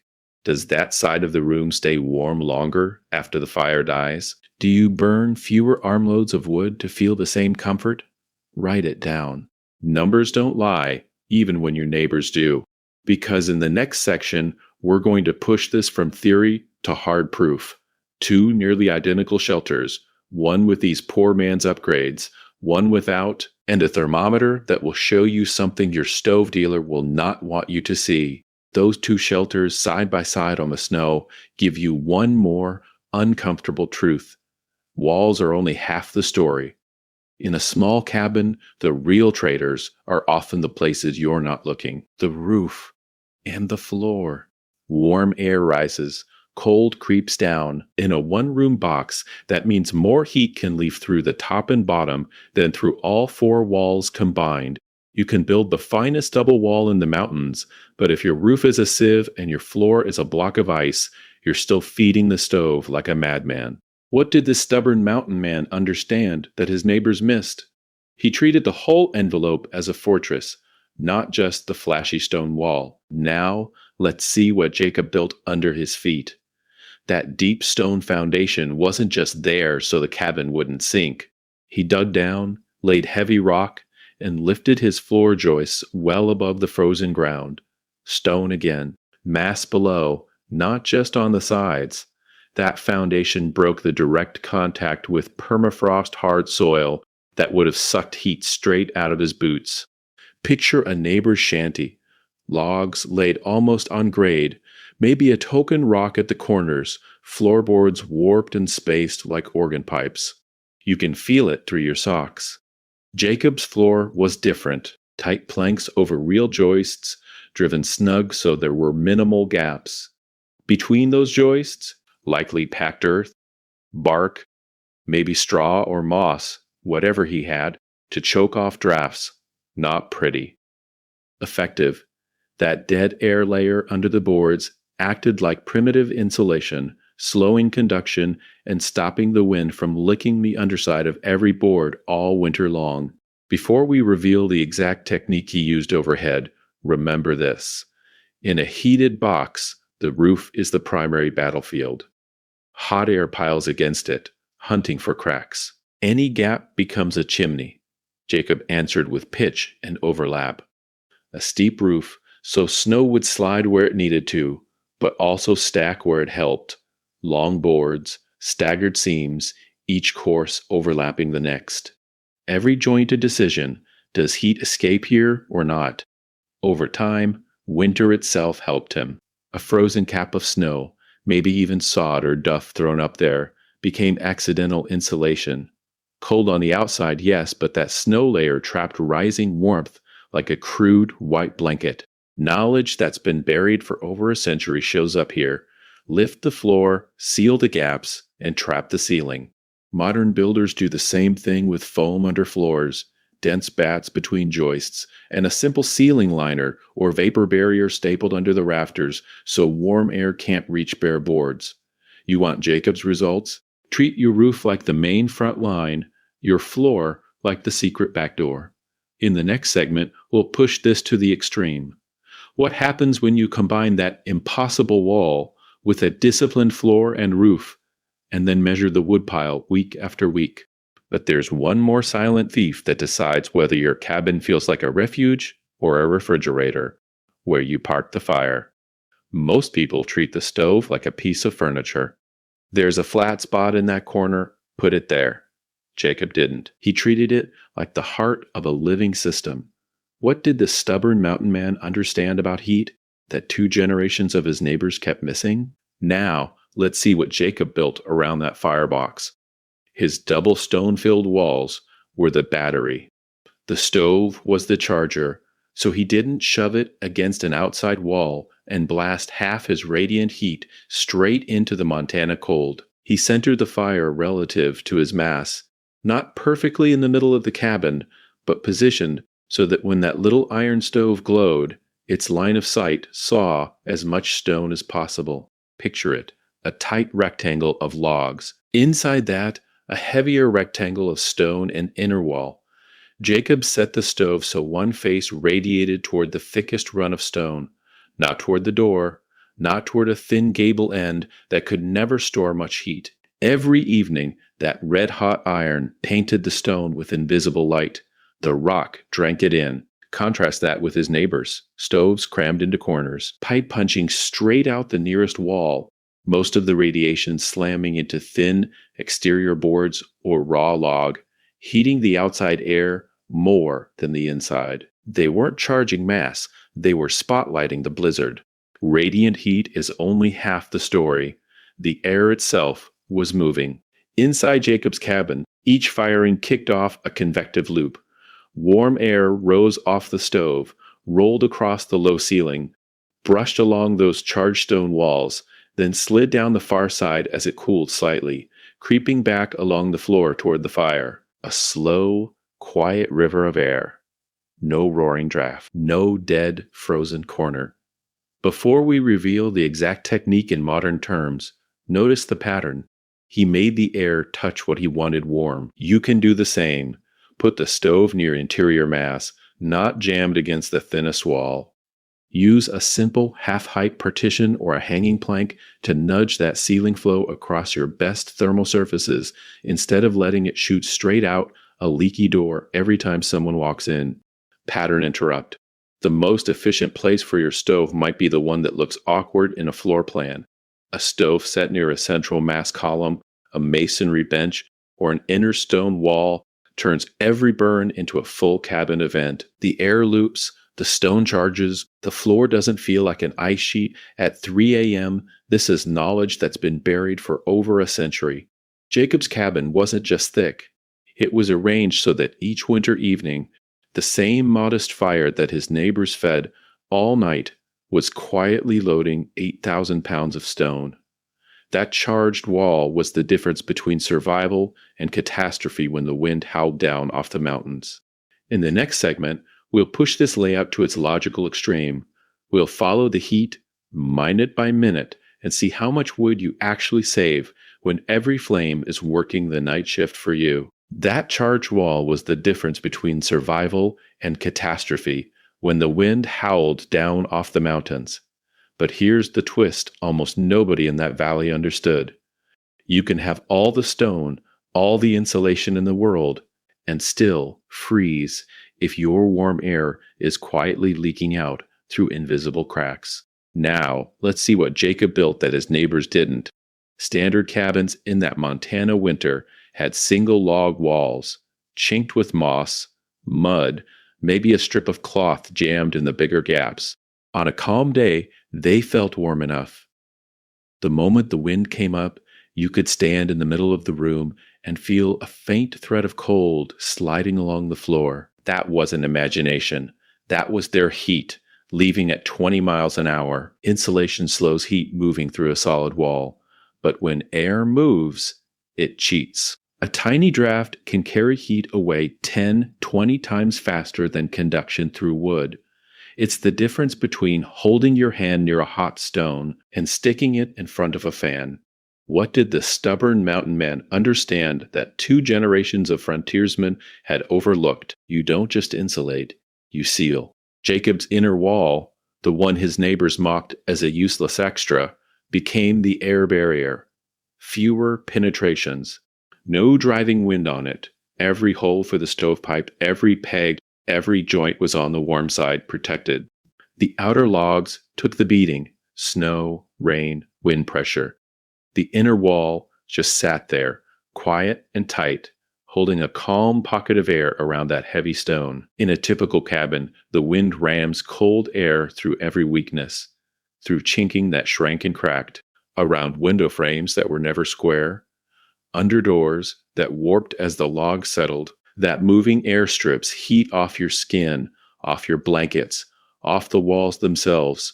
The stove roars, but you're heating the outdoors through 100 little chimneys. Jacob's double wall did something different. The outer wall broke the wind. The cavity let air move gently against the stone, but not through into the room. The inner wall stopped the draft. Knowledge that's been buried for over a century is that this simple separation of wind side and warm side can matter more than another inch of insulation. Before we reveal the exact technique for copying his wall in a modern cabin, translate this to your own shelter. You don't need 8,000 pounds of riverstone to steal Jacob's best trick. You need to stop the big leaks. Weather strip the door you can see daylight under. Caulk the crack where the wall meets the floor, pack foam, wool, even dry moss into the gaps where cold air whistles in. Don't obsess over R values while your heat is blowing out around the window. Seal first, insulate second. Put the airtight layer on the warm side, just like Jacob's inner wall. In the next segment, we'll track what happens, minute by minute, when you do that right, and how much firewood you stop feeding to the wind. Seal first, insulate second. That stops the bleeding. But there's one more piece Jacob used that almost no one on that mountain understood: how the heat actually touches your body. Most people think warm means the air is hot. That's only half the story. There's air temperature, and then there's mean radiant temperature, the average warmth of the surfaces around you. Your skin doesn't read a thermometer. It reads the cabin's walls, floor, ceiling, and stove. If those surfaces are cold, you feel cold, even when the air says you shouldn't. Picture two cabins at 60 degrees Fahrenheit. In one, the logs and windows are icy, leaking cold like a grave. In the other, the walls themselves are gently warm, same air temp, completely different comfort. One has you huddled in a coat. The other feels like a wool blanket you didn't put on. Now, let's see what Jacob built. His inner log wall, backed by 18 inches of dense stone, slowly climbed in temperature over days of steady firing. Once charged, that stone didn't just hold heat. It radiated it. Gentle, invisible waves of warmth pushed off every square foot of that wall, floor to shoulder height, washing the cabin in radiant heat. This is the warm hug effect. Every direction you turned, some part of your skin could see a warm surface. That raised the mean radiant temperature so his family felt truly warm even when the air in the cabin wasn't sauna level. Less hot air, more radiant comfort. Contrast that with his neighbors. Their single-wall cabins had one real radiant source: the iron stove. Right in front of it, your shins roasted. Take 3 steps back, and the cold log walls sucked heat from your body like a sponge. The air might measure 55 to 60 degrees Fahrenheit, but your back was looking at a 30 degrees Fahrenheit wall. Your nervous system averages that out and decides, we're freezing. What did the stubborn mountain man understand that 2 generations of frontiersmen had overlooked? That a small, steady fire feeding warm walls beats a raging fire blasting cold ones. He wasn't chasing hot air. He was charging radiant panels made of stone. Think of a clear winter day in the mountains. Stand in the shade at 25 degrees Fahrenheit and you shiver. Step into the sun at the exact same air temperature and you unzip your coat. Nothing in the weather changed. The radiant field around your body did. Jacob, in his quiet German engineer way, built an indoor sun right into his walls. And here's where this stops being just frontier legend. You can steal this. Before we reveal the exact technique Jacob used to charge those walls through the night, connect it to something you can do this winter. Put thermal mass where your stove already throws heat. A short brick half wall behind the stove. Stone slabs stacked safely to the side. Even dark painted water barrels in a shop or greenhouse. Those surfaces soak up radiant heat when the fire roars, then glow it back into the room for hours after the flames die. Same stove, same wood. Higher mean radiant temperature. You feel warmer without touching the thermostat. In the next segment, we'll track how Jacob's radiant indoor sun actually performed hour by hour as the Montana night dropped toward minus 22 degrees Fahrenheit, and why that difference in wall temperature became the difference between survival and catastrophe. By late February, the experiment was over. The mountains had delivered their verdict. Snow lay in a hard, wind-carved shell across the ridge, 4 feet deep in the drifts, crusted so firm you could walk on top at dawn. The mercury had spent more nights below zero than anyone cared to count. And now, with the sun still weak and low, the real fear in the settlement wasn't the cold itself. It was the wood piles. Every cabin had won. Every family had sworn, back in October, that theirs would be enough. Stacked high, bark out, cords measured and remeasured with the quiet pride of men who believed they understood winter. This was normal. This was frontier life. Until one morning, it wasn't. At the Miller place, the crisis hit first. What was supposed to be a season's worth of fuel had collapsed into one lopsided mound, waist high at best, 3 days of wood, maybe 4 if they let the cabin fall into that miserable 38-degree twilight where you could see your own breath at the table. Picture it, gray light, wind knifing through the cottonwoods, Miller's oldest boy swinging an axe in snow up to his thighs because they burned through their safe margin by mid-February. Every stroke sent chips flying and steam off his coat where his sweat froze white in the gusts. Cutting green timber in bitter cold is not work. It's punishment. You can feel that, can't you? You know exactly what that means for your own backup plan. Now, pan the camera 300 yards down the ridge. Jacob's yard looks wrong. His original pile, the one everyone mocked back in October as overkill for a man who built a stone barn around his cabin, is still there. Smaller, yes, but not desperate. Half the original stack remains, squared off and tidy, bark still dry under a light crust of snow. This is the same winter, same wind, same cheap iron stove. Yet the Reinhardt cabin has been the warmest on the ridge all season, sitting at 64 to 68 degrees Fahrenheit most evenings, while neighbors huddled in coats. What did this stubborn mountain man understand about heat that 2 generations of American frontiersmen had overlooked? The jokes die first. The same men who laughed at his double wall now arrive in 1s and 2s, hats in hand, not to scoff, but to step inside and feel the difference. They open his door, and the warmth hits them like a quiet, invisible wave. No roaring blaze, just a steady, deep comfort radiating off those heavy stone-filled walls. They stand there, fingers thawing, eyes scanning the cabin Jacob built, and the questions come out low. How much wood are you burning? How is it still this warm with the fire down to coals? Could this work on my place? Before we reveal the exact technique in modern terms, understand this. Winter doesn't care how confident you were in October. It doesn't care how tall your woodpile looked against a blue sky. By February, it only respects what actually works. And on that ridge, the day the woodpiles told the truth, Jacob's strange, heavy walls, knowledge that's been buried for over a century, suddenly became the difference between survival and catastrophe. But the real shock wasn't the warmth inside his cabin. It was what happened the first night a neighbor tried to copy him and failed. The neighbor who failed did exactly what modern marketing trains you to do. He copied the visible parts. He asked Jacob about the stove, the chimney, the magic inside firebox temperatures. But he never really listened when Jacob talked about the walls. Fast forward to today, and the conversation hasn't changed much. Walk into a big box store in the middle of winter and look at what screams for your attention.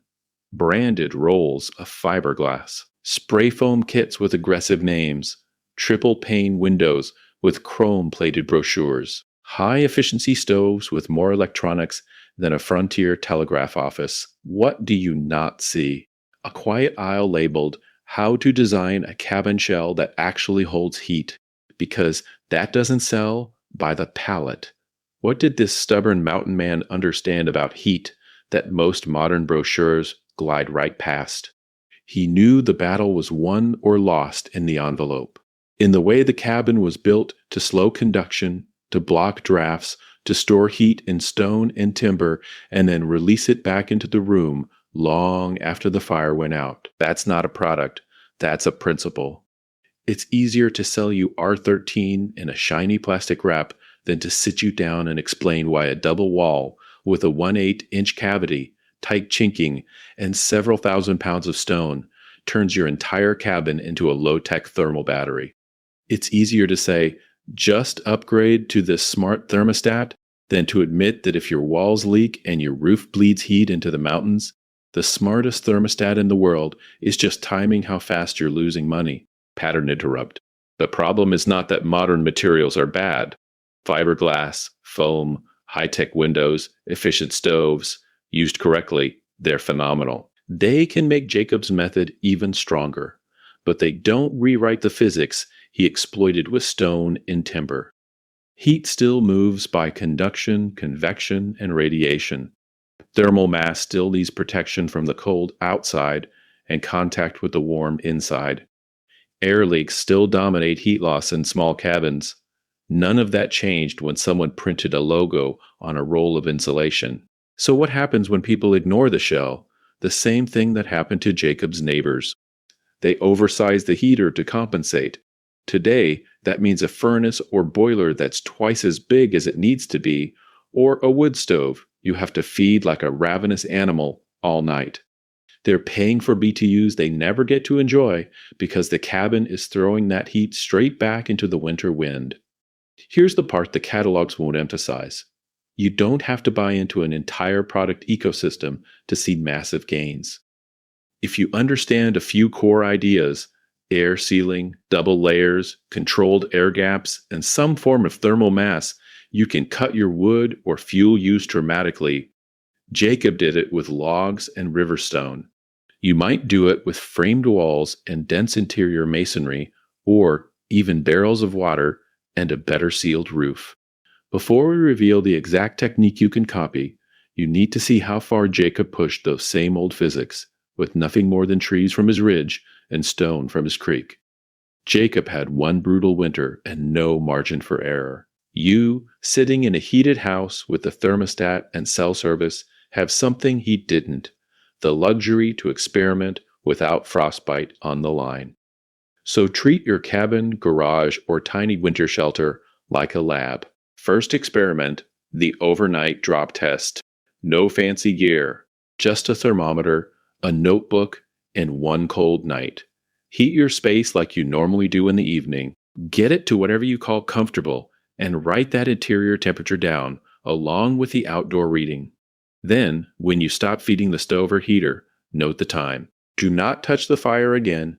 Before dawn, when the night is at its coldest, check the temperature inside and outside and write those down too.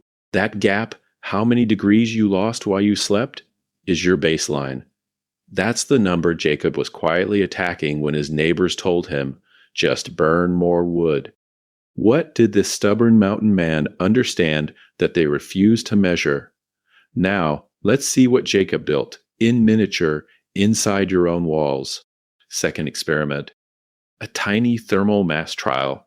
Take a few buckets or barrels of water, or a tight stack of bricks or pavers, and place them near, not on, your heat source for a week. Let them charge while you run your normal evening fire. Don't change your firing schedule. Don't baby the system.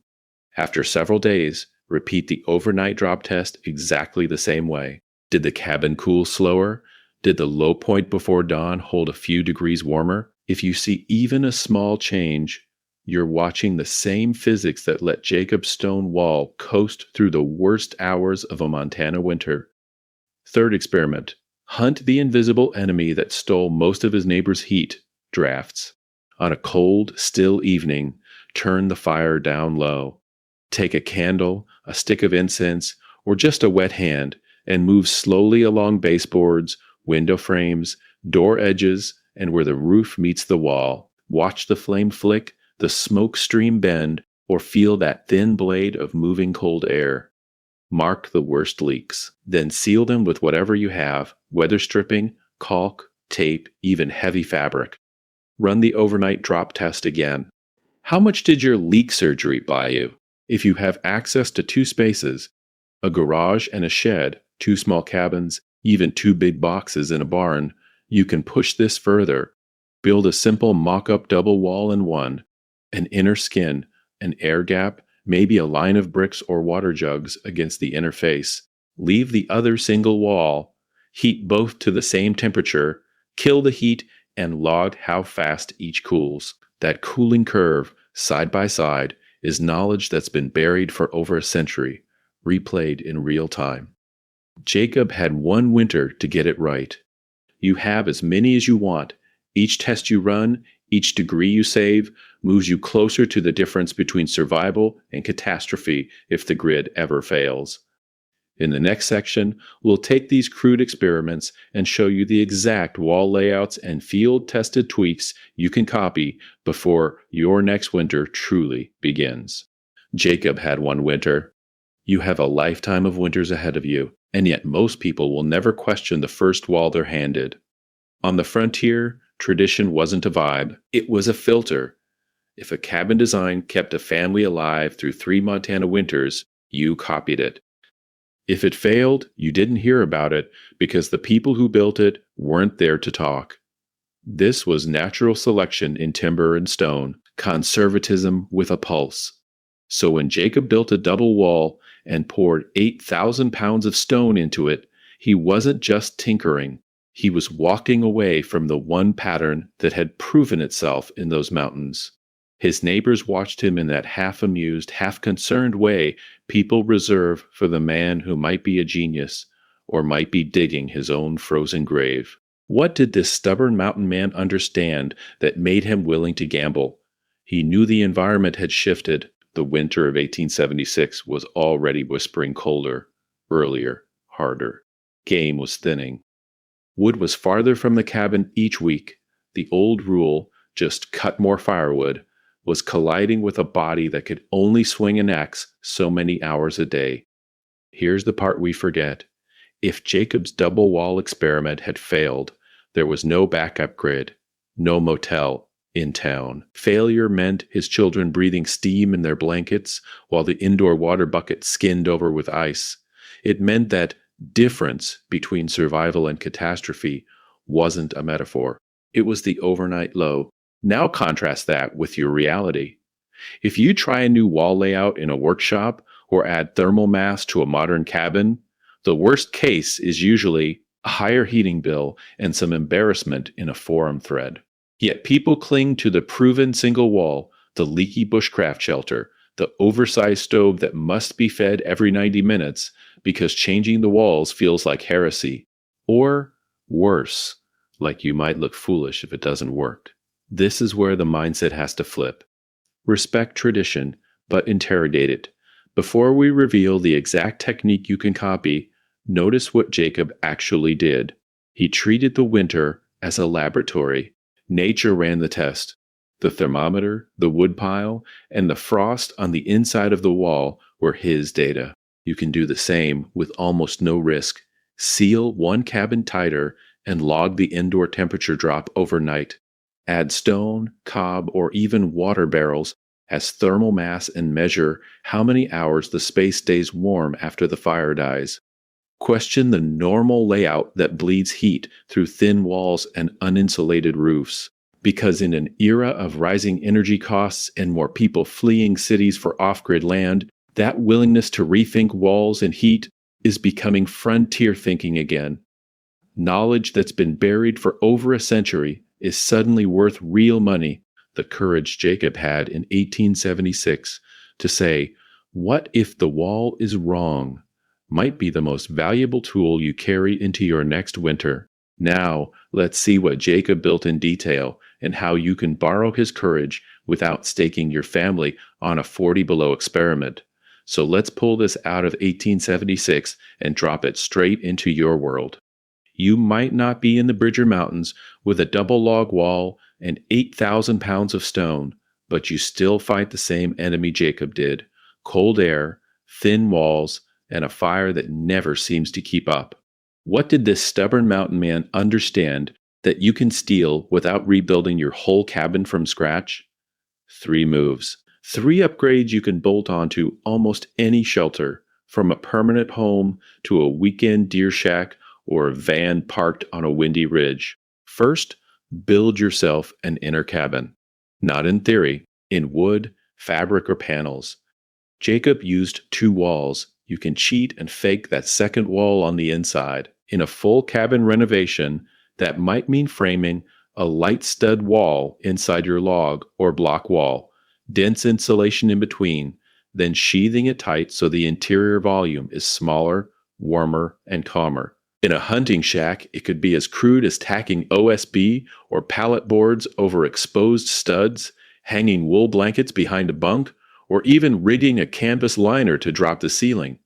In a van, people do this with thin foam board plus wood paneling, turning a bare metal box into a tiny insulated pod. You're not just decorating, you're shrinking the air you have to heat, cutting drafts, and creating a warm shell inside the cold shell.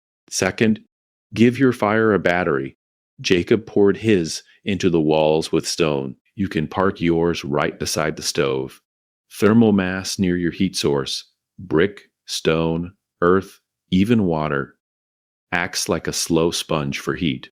In a permanent cabin, that might be a brick half wall behind the stove, a flagstone hearth that wraps around it, or a cob bench that your neighbors will mock until they sit on it on a January night. In a rough trapper cabin, stack flat river rock behind and beside the stove, or fill steel ammo cans with sand and line them where they see direct radiant heat. In a van, people strap jugs of water or dark stone tiles near the heater. They all do the same quiet job. Absorb the spike when the fire roars, then leak it back after the flames die. Third, kill the worst leaks first. Before we reveal the exact technique Jacob used in those chink lines, understand this. Most tiny shelters lose more heat to air leaks than through the actual wall. Around doors, windows, and roof edges is where winter walks in. In a full cabin, that might mean proper weather stripping, gasketed attic hatches, spray foam at rim joists. In a hunting shack, it's rolled up towels at the door, foam backer rod in the log gaps, plastic film shrink wrapped over rattling windows. In a van, it's sealing every metal seam you can reach and building real frames around doors so rubber seals actually compress. You don't need to go full Jacob. Even one of these upgrades, done hard and done right, can raise your interior temperature by 10 to 20 degrees and cut your wood pile in half. But what happens when you combine all three inner liner, thermal mass, and ruthless air sealing into a single, compact shelter? That's where Jacob's crazy wall stops being legend and starts to look like a blueprint. And in the next section, you'll see exactly how his numbers stack up against a standard cabin when the wind hits 40 below. And here's where the story stops being legend and turns into something you can measure. Because for Jacob, the verdict on that crazy wall didn't come from a professor. It came from a pile of split logs sitting behind his cabin. His wood pile was his report card. Week after week, storm after storm, it told the truth about what he had built in those mountains. Think about your own place for a second. You can argue about R values, argue about thermal mass, argue about how tight your cabin feels, but your wood pile or your fuel bill is not interested in opinions. It's a season-long lie detector. If you're feeding the stove every 2 hours just to keep the chill off, your walls and ceiling are failing the exam. Jacob's neighbors didn't need thermodynamics textbooks to see this. They just had to look over the fence in March. Their stacks were chewed down to ragged stumps, bark and splinters in the snow, men already eyeing the next stand of timber. Jacob's pile, still standing tall, clean rows of larch and pine, untouched. Same winter, same cold, same mountains. Half the wood gone, and his cabin still warm. What did this stubborn mountain man understand that made his woodpile shrink so slowly? He knew that if the walls, the stone, the air sealing were doing their job, the proof would show up out back, not in a notebook of formulas. That's knowledge that's been buried for over a century because we've traded wood piles for auto-pay gas bills and digital thermostats. But you can bring it back starting this winter. Mark your stacks by month. Literally scratch December, January, February into the ends of the rows. Or if you're on propane, oil, or pellets, keep a simple notebook by the door. Date, outside low, thermostat setting, how much fuel delivered or burned. Nothing fancy. Just honest numbers. Then you change one thing. Maybe you add an inner liner wall. Maybe you seal those daylight cracks with proper chinking. Maybe you add a band of stone or brick around the stove to hold heat. Before we reveal the exact technique Jacob used to combine all three, you need this habit in place. because when you make an upgrade, you're going to ask, did my woodpile move slower at the same comfort level or not? If you burn less wood and the cabin feels just as warm or warmer, that's your proof. That's your walls, ceiling, and mass quietly telling you they're finally pulling their weight. If the pile disappears at the same rate, you didn't solve the real problem. So here's the hard question. If you had to live one full winter on the firewood already stacked outside right now, would your current design survive? Or would you be out there with an axe in a blizzard, chasing the difference between survival and catastrophe? Now, let's see what Jacob built that made his woodpile last while everyone else's vanished. In the years after that brutal winter, the valley changed faster than the mountains around it. New wagon ruts scarred the snow each November as more settlers rolled in, chasing grass and gold in the promise of good timber for a tight cabin. Old families rebuilt, adding lean-tos and second rooms. Children who had shivered through 1876 now argued about window placement and roof pitch. But one thing in that valley did not change. Jacob's cabin still stood. Still tight, still warm. By the third winter, people stopped calling it Jacob's crazy stone box and started calling it what it quietly was. The cabin where no one seemed tired in March. When other chimneys smoked hard before dawn, his often didn't. Yet when you stepped through his door, the air hit you like a different climate. Mid-50s at dawn, while neighbors woke to 38 degrees Fahrenheit and frost on their blankets. What did this stubborn mountain man understand that the rest of them were learning the hard way? They learned it slowly, not from a lecture, but from watching. A neighbor's wife noticed her wash never froze on Jacob's line. A ranch hand realized Jacob's children weren't coughing all spring. The old trapper who mocked the rock-filled wall found himself lingering a little too long near Jacob's stove, running his hand along that inner liner of tight boards and stone. The first copycats were small, almost embarrassed experiments. One man tacked an inner plank liner over his log wall and stuffed moss and scrap wool behind it, muttering that he was just keeping the wind off the kids. Another stacked a crude stone curtain behind his iron stove, 3 feet high, to keep the logs from scorching. A third squeezed his next cabin's walls a little closer together and poured gravel and broken rock into the gap. They didn't build full Reinhardt walls yet, but the idea was leaking out through the chinks. Within a decade, Samuel Creek's weather notes and trading post ledger tell the story in the margins. New cabin on East Fork, Jacob-style inner wall, hired 2 days, helped Johnson lay stone behind stove, says it holds heat better, brought nails for double wall, per JR. Suggestion. You can hear in that dry handwriting knowledge that's been buried for over a century becoming normal. No meeting, no pamphlet, just quiet observation, whose cabin burned 2 cords a week, and whose pile barely dropped, who looked hollow-eyed by late winter, and who still had the patience to mend harness and carve toys for their kids. That's how real innovation spread in hard country, not through theory, but through the difference between survival and catastrophe written on people's faces. And here's the social proof that matters for you. Jacob's method wasn't a stunt, a one-winter fluke. It became a building option in that valley because it worked.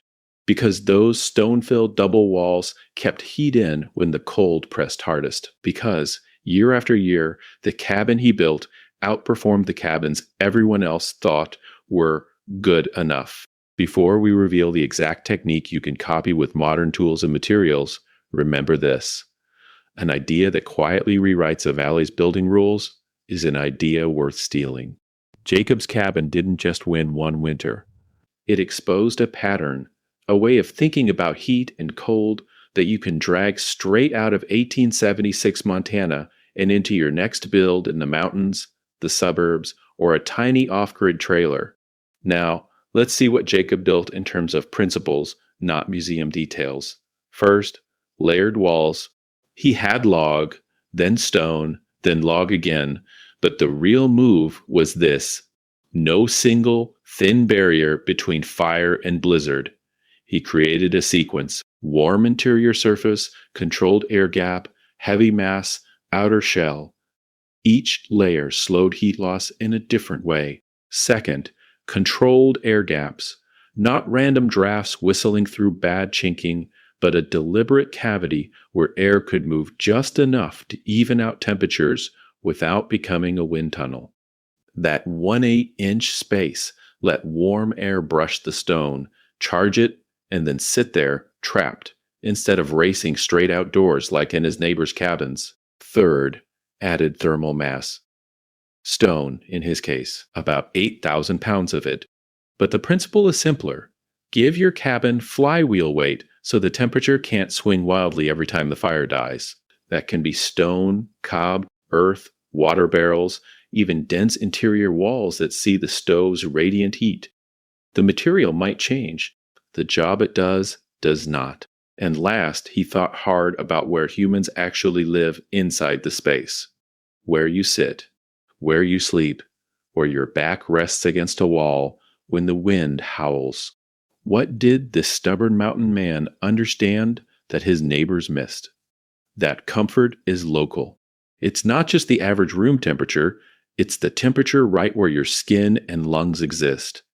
Here's where people go wrong today. They see the photos, hear double wall with stone, and rush to copy the exact dimensions, 18 inches, this many pounds, this log diameter. But drag that unedited into a humid coastal climate, and your precious stone core might sweat, mold, and rot your outer shell.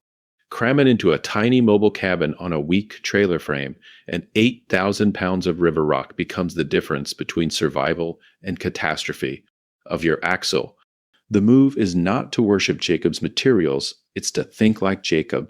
Look at your valley, your forest, your shoreline. Where does the sun linger on rock faces at dusk? Which side of the ridge holds frost longest? Which boulders stay warm to the touch hours after sunset? That is nature showing you where mass, air, and exposure combine to store and release heat. So before you obsess over stove size or BTU charts, walk through a simple checklist for any new cabin or major renovation. How many meaningful layers do your walls have? And where is the air actually leaking? Is your roof sealed and insulated like you mean it, or is it a giant invisible chimney? Is your floor a cold sink, or have you given it insulation, skirts, or even buried mass that connects to the warm interior? You don't have to execute Jacob's full system to feel a difference. Seal the drafts and add a modest interior masonry wall behind your stove, and you might gain 10 to 15 degrees Fahrenheit overnight with the same firewood.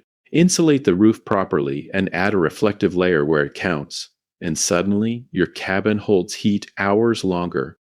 Stack 2 or 3 of these moves, and what was a barely survivable shelter starts to feel like a refuge. Knowledge that's been buried for over a century doesn't demand perfection from you.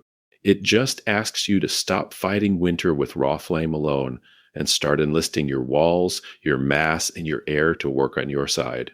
In the next section, we'll take Jacob's frontier logic and translate it into concrete wall, floor, and roof assemblies you can actually build this year, with materials that make sense for your climate, your budget, and your back. So here's where this stops being a frontier story and starts being your winter, not Jacob's cabin in 1876. Your cabin, your shed, your off-grid place in the mountains, or the drafty room that always feels like the wind owns it. Your turn. Before we reveal the exact technique combinations in the next section, pick one Jacob-style move and actually commit to it, not 10 upgrades. 1. A short double wall section behind your stove, or added mass, like a low stone knee wall or a row of sand-filled blocks where the heat hits hardest, or a serious, no excuses air sealing pass that finally shuts down the invisible blizzard roaring through your walls and floor. What did this stubborn mountain man understand that most modern DIY builders still ignore? That until you change the enclosure, you're just feeding the fire to heat the outdoors. So treat this winter as your experiment. Choose your move now. Then measure it like Jacob's skeptical neighbors never did. Before you touch a single board, log your temperatures for 3 cold nights. Outdoor low, indoor low, right before dawn. How often you had to load the stove. How much wood you burned. Take photos of the current wall, the gaps, the frost lines. This is your control cabin. Now, let's see what Jacob built through your hands. If you add a double wall, show it. Frame the inner wall, show the 6, 12, or 18-inch gap, show the stone or dense fill going in, show how you seal the outer shell so air can't just whistle through. If you choose mass, film the stone or brick you lay where the stove radiates hardest. If you go full air sealing, document every crack you find and kill. Baseboards, window trim, roof line, the door that leaks like a flute. Then repeat the test. Same stove, same burn schedule as best you can. Log 3 more nights. How much less wood did you burn? Did your dawn temperature jump 5 degrees? 10? Did the cabin finally stay warm after the fire went out, instead of crashing to bone cold in 2 hours? Post it. Drop your numbers and photos in the comments. If you're watching this months later, look for a community post where we'll be collecting Reinhardt wall experiments and long night temperature graphs. This channel turns into a frontier lab when you report back. Standout builds, clever hacks that squeeze real heat from scrap materials, or the one change that cut your wood use in half. Those may show up in a follow-up video so you can see your cabin on screen next to a dozen others from different climates all wrestling with the same cold. Because this isn't just DIY tinkering. This is reviving knowledge that's been buried for over a century. Ordinary people reading their own walls, understanding their own heat, and shaping the physics of their homes. For Jacob, that difference between survival and catastrophe was written in stone. This winter, you get to write your own version. In the next section, we'll lay out specific wall, floor, and roof assemblies you can copy, from bare-bones bushcraft shelters to full-time homesteads, so you know exactly what to build when you pick up the hammer. So before we dive into those wall and roof assemblies, there's a habit Jacob carried that matters even more than the materials he stacked. He didn't just throw wood in the stove and hope. He ran a quiet checklist in his head every single time he struck a match. Start with his first question. Where will this heat go in the next 6 hours, not in the next 10 minutes while the flames look impressive? In the dead of night, when the cabin is dark, the wind is up, and the fire is long gone, will that heat vanish into the air, leak out the cracks, or soak into surfaces that will still be warm at dawn? Most of his neighbors never asked that. They watched the air get toasty, felt their faces flush, and called it good, right up until 2 in the morning when the air cooled, the thin single wall radiated its stored cold back at them, and the interior dropped toward freezing. Jacob watched something else. He watched the stone. He watched the wall behind the stove. He paid attention to which surfaces stayed warm when the fire died. That's the first question you start asking tonight. Second question, what part of my shelter is doing the most work? My stove or my walls? If the only thing between you and winter is a frantic little iron box you have to feed every 45 minutes, your structure isn't helping you. It's fighting you. Jacob flipped that script. His stove was just the charger. The thermal mass and double wall were the battery. What did this stubborn mountain man understand that his neighbors missed? He knew that when the walls, roof, and even the floor are part of the heating system, you can burn less and stay warmer. So as you sit by your own fire, ask it straight, how can I shift more of the work from the stove to the structure itself? Do I need tighter chinking, an inner liner, a rock bench, a filled cavity, even just a heavy earthen back wall behind the stove to catch and re-radiate heat? Third question, and this is where it gets real. If I had to cut my firewood use in half starting tomorrow, what one change to my walls, roof, or floor would I try first? Not a fantasy list. One move. Maybe it's sealing drafts along the sill where the cold air knifes in. Maybe it's packing an air gap with dry material. Maybe it's adding stone under the stove so the floor stops drinking your heat. Before we reveal the exact technique layouts, you need this mindset. Run these 3 questions every time you light a fire for the next week. Pause. Look at where the heat is going. Listen for leaks. Feel which surfaces stay warm after the flames die. You'll start to see weak points in your current cabin or tarp shelter the way Jacob saw them in his neighbor's walls. That's the real secret. Jacob didn't just build different, he thought different. That knowledge that's been buried for over a century, the habit of interrogating every fire, was the difference between survival and catastrophe in those mountains. Now, let's see what Jacob built when he finally turned those questions into timber, stone, and a wall system you can copy. Now, you've seen what Jacob built. A double wall in the mountains that his neighbors laughed at.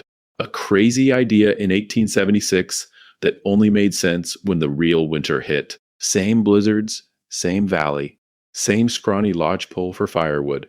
But one cabin stayed 35 degrees warmer while burning half the wood, and the others woke up to frost on their blankets and ice in the wash basins. When the winter of 1876 to 77 dropped to 20 below and drove the wind chill near 45 below, that was the testing ground.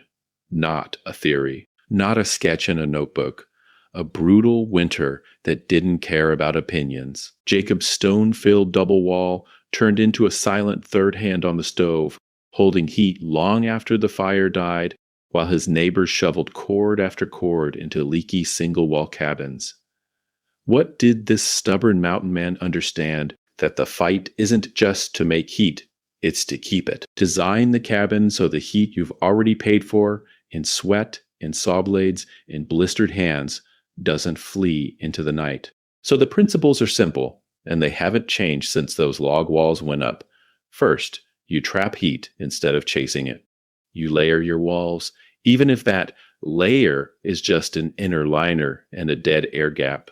You add thermal mass, stone, cob, earth water barrels, so the cabin itself becomes a battery, and you hunt the invisible cracks, the gaps around the door, the loose roof boards, the unsealed corners where your comfort leaks away one cold draft at a time.